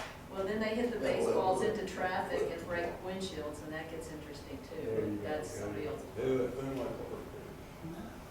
Okay, Kyle, take it back. I think we're done. Thank you, Kyle. Kyle did a great job. A lot of work there. So conceptual is, you know, this alignment is what we're looking at, the integration of the thinking with the numbers, with what might it look like, and none of it is locked down, it's not in stone, and a number of the things that were already raised today. I mean, we talked about adding real estate to it, you know, there are conversations about softball. So I'm gonna throw another topic out that you might have tolerance for or not, but in colleges and universities across the country today, boards are looking at big pieces of property that presidents live in. Ken can probably talk a little bit about his experience and what he knows, and how that's potentially looked at as an asset and the flexibility for that. Is that something that this board has talked about? Because that's a nice piece, I'm sorry, Dr. Shipley, but it's a beautiful piece of property My right friend there. comes to visit and she boots me out of my house. No, but it has a nice front lawn to it, and it is something that as you're looking conceptually and strategically to the future, that's part of the footprint here that should be considered. It doesn't mean a decision has to be made, but it should be part of the thinking, should be part of the planning about what the long term should be. I don't know, Kent, whether you want to add anything to that. I'm the only president, well, now, former president, in Greensboro who lived on campus. There's 7 colleges and universities, and I like living on campus. Of course, I built 3 dorms next to each door, and I went, that was my fault. Oh, Pat and Kent. Oh, so little learned. Look, so we've had the conversation a lot. And I won't bore you with the gory details dating back 7, 8 years ago related to off-campus housing for the president, nor will I bore you with the details of the passion for the Sykes House. But yes, it is an ongoing dialogue, an ongoing conversation, and believe me, it will be had again. And it is something that is, if there is a painful subject more than baseball, that's it. It ranks up there with the money. It's right up there with the bunnies. Right, right. Okay. Well, and it's important to look at just all of the issues and have that candid conversation, which I have a very real sense that you have all the time, with respect and appreciation for each other's points of view. So kudos to all of you, because you raise the issues, you have the conversation, and then you move on, and you get the answers and bring them back. So, Pat, the one thing I would interject, since I haven't been here for all these conversations, I think at some point the board needs to consider how you decide if it's not going to be part of the footprint, because it's a big chunk of property compared to the rest of the campus. A conversation needs to happen about how you assess maintaining the integrity of the president's house or the Sykes house.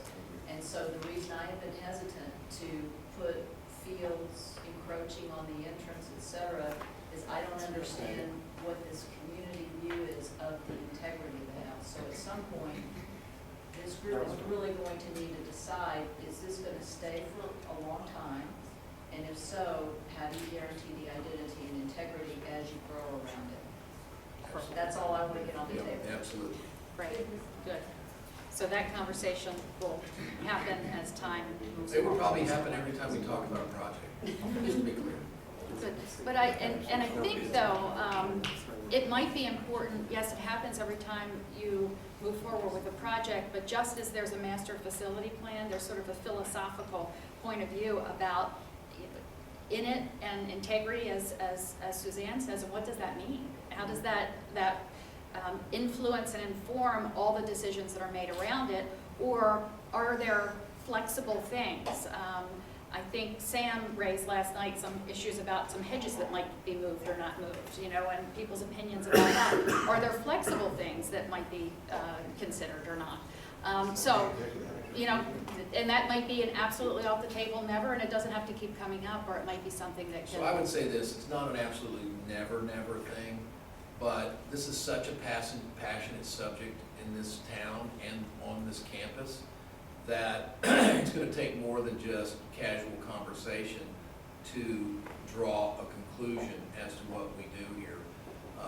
I unfortunately made some comments 18 months ago that were misinterpreted, and my fact pattern was that I felt that we should have those conversations about what we do. And it somehow got interpreted that I was tearing Sykes House down and it was never going to be seen again, and that was not what was said. And we will have those conversations. For now, Suzanne Shipley lives in that house. Beautiful space. Any other question? Any other question? Any other comment? Anything else? Anything else that needs to be discussed about these maps that are around the room and its kind of strategic framework, conceptual framework moving forward before we move on? The only other thing you mentioned, I guess, and Ken mentioned it too, is when you have a plan for contingencies. You know, I'd like to see the contingencies on some of this in the plan as well. So if it is that, you know, baseball, softball, whatever it is, football, flipping, no parking, I would like to see a contingency plan on big things like that. So it may be that you say, we like it here, or the health science, I mean, we like it here, but if this ever became available, that'd be a great contingency. And that way the board can make some informed decisions about directions. Go ahead. Thanks. And let me key off of that comment, because I don't see any real plans for academic growth, where the academic building is going to show up every 9 days down the road. Where are they going to be built? And that needs to be part of this equation, I think. So Bob, let me just tell you something. I would argue, first and foremost, that academics is addressed here. But I would also point out to you that this is something that I've been saying as well, that we need to make sure we're linking programs. And keep in mind, I said, don't just link this to baseball, link it to every program. But I would first say that as I look at this plan, the first priorities up here are academics. That football stadium, just to pick on it for a second, is not even proposed till 6-7 years out here. We're building the Health Sciences Center, we're redoing academic space at Bowling. I'm missing all of it, but the point is that it is exactly the point that this board wants driven home, that academics is what makes this university go. And if you guys as academics don't think it's enough, you need to let us know. You need to speak up and say, hey, this isn't enough. Say it. Well, I'm gonna bring up something that you got hammered on the president's house. I'll probably get plenty strong at me for suggesting this, but there's a pretty good chunk of land right here in the quad that is beautiful, but it's really not being used. Has there been any thought to incorporating that in future buildings? That just looks like a lot of land that's going to waste to me. In reality. Well, Ken could probably speak well to this. It's traditional on college campuses to have a reflective and breathing space, and it's normally the quad. How do you feel about it? It also builds community. Yeah. I mean, some places have 2 quad, but even 1 quad, the size of it is less important than the fact that it's there. It's not big. And then it's a natural gathering place between buildings. And if I can, also add, it's used as free play space a lot by students. Most afternoons, probably not today because it's Friday, but most afternoons you'll see students out there using it, playing ultimate frisbee or something. Right. So it is an important space for our students to use right now. I'll really comment just by that answer. Oh, well, Go ahead. most of my answers are easily anticipated.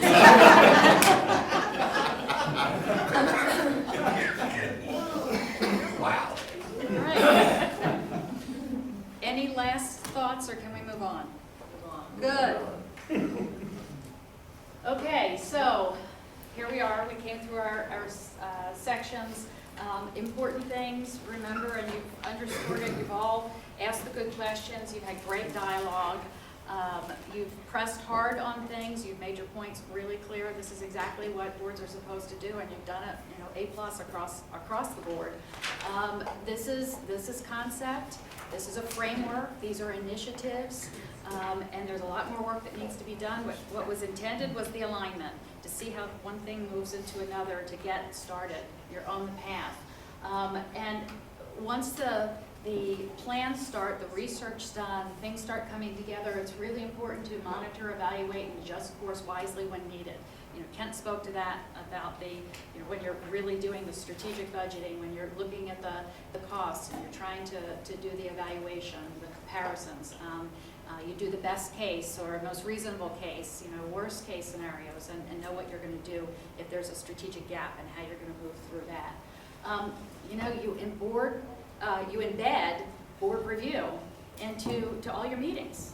Take a look at one thing each meeting and know where it is, so that there's not a plan that ultimately is developed and you're looking at it and it sits up on a shelf and collects dust. It becomes living and breathing and part of the institutional conversation. So everyone kind of knows we're doing well here, and we need to rethink this. And you've got stories to tell and proof points. Not only are there metrics and numbers, but you've got stories that you can start telling about each of the things. That whatever's happening, there are stories. How it relates to students, how does it relate to faculty and staff? What does it mean as these things start unfolding into the future? So keep that focus on alignment. Things don't happen in a vacuum. You don't just start talking about one thing that's happening, but what's that effect, that domino effect that allows things to happen and have a more powerful effect on the entire institution. Campaign, I think I've talked about that enough, but great opportunities to be able to make great things happen here. And celebrate successes often. Declare victories. Pick small victories and declare them along the way. Celebrate successes every step of the way. You know, don't wait for the giant things to happen. Pick those benchmarks along the way and plant a flag, declare victory, and celebrate. That is so important to be able to do that. You don't want to wait till the end of the day, at the end of whatever major series of events and say, now we've done it, and everyone is so tired because it took so long to get there. Make sure you're energizing everyone along the way in all areas, academic successes, student successes, athletic successes, artistic successes, building ribbon cuttings, new room dedications, everything along the way. That's really important to be able to do.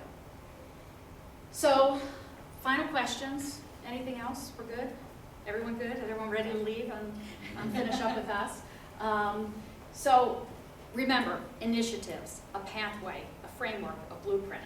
So we came into this, we prepared the materials, and we were asking for your support to be able to move forward and to take it into its next level of thinking and planning and research. Is that something that you feel good that you can offer today? That Suzanne and her cabinet can move forward to get the research and the details to move to the next level of planning on this? Do bobbleheads around the table maybe? Does that make sense? We're not voting on it, guys, yes. Yes, okay. The takeaways from today, anything that you feel was really one thing that you felt most important about as a takeaway from your conversations today? I can start with mine. I just love the conversation. I thought it was great that you pushed back with each other and came to a mutual understanding about some things. Any other big takeaways? Kent, did you have a big takeaway? Well, I think you ought to celebrate if you ever solve a baseball problem. We just solved it, we're not gonna do that. That's not true. No, I think, you know, you're in a good place. You realize you've got some overarching, exciting things to look at. You've linked it with a campaign plan and you've linked it with a campus master plan. Now the harder work starts to tether that balloon to the ground, to do the kind of revenue enhancement, costing, the outcomes, and I would say particularly the academic program, because that's two for, you probably already have them for SACs. And just making a bigger deal about that is important. But I think the board and the administration, this is the time at which you have to be porous. Because administrations, in the act of doing the revenue and expense calculations, in the act of doing tasking, in the act of everything I said, the plan may change. You have more or less money. You have more or less space. You have more or less excitement. More or less donor base. And it's better for the board to learn that as it's going on than it would be at the end when it's too late to do anything about it. So I think that's important as well. And the last thing is, you know, to leave to the administration the small stuff, you know, the stuff that really doesn't rise to the level of, remember, we call them consequential boards. And I think the discussion today has been at the level of consequential boards, and I hope we keep it up. Thanks. Any other takeaways from Regents?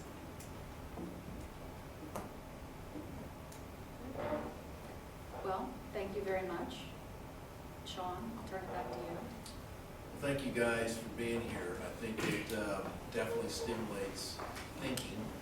We have outsiders here to help us. I mean, as you can tell, this board does not have a problem putting their feelings or thoughts on the table, but I think it takes it to another level, and I think that's really positive. So I want to thank the board for doing this. I think it was very productive, at least on my side. I won't speak for each of you, but it was very helpful for me. So that concludes the open part of this discussion. The Board of Regents will now go into executive session to discuss item 1677, personnel matters, as allowed by Texas Government Code Section 551.074. For the record, the date is February 12, 2016, and the time is 1:40.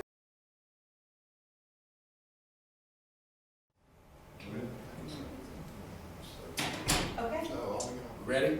Close. Closed session is complete. The only item discussed was the item announced and no votes were taken. We're now back in open session. Is there any additional action forthcoming from the executive session? If not, that concludes our business today. Thank you for your participation. This meeting is adjourned. See you in May.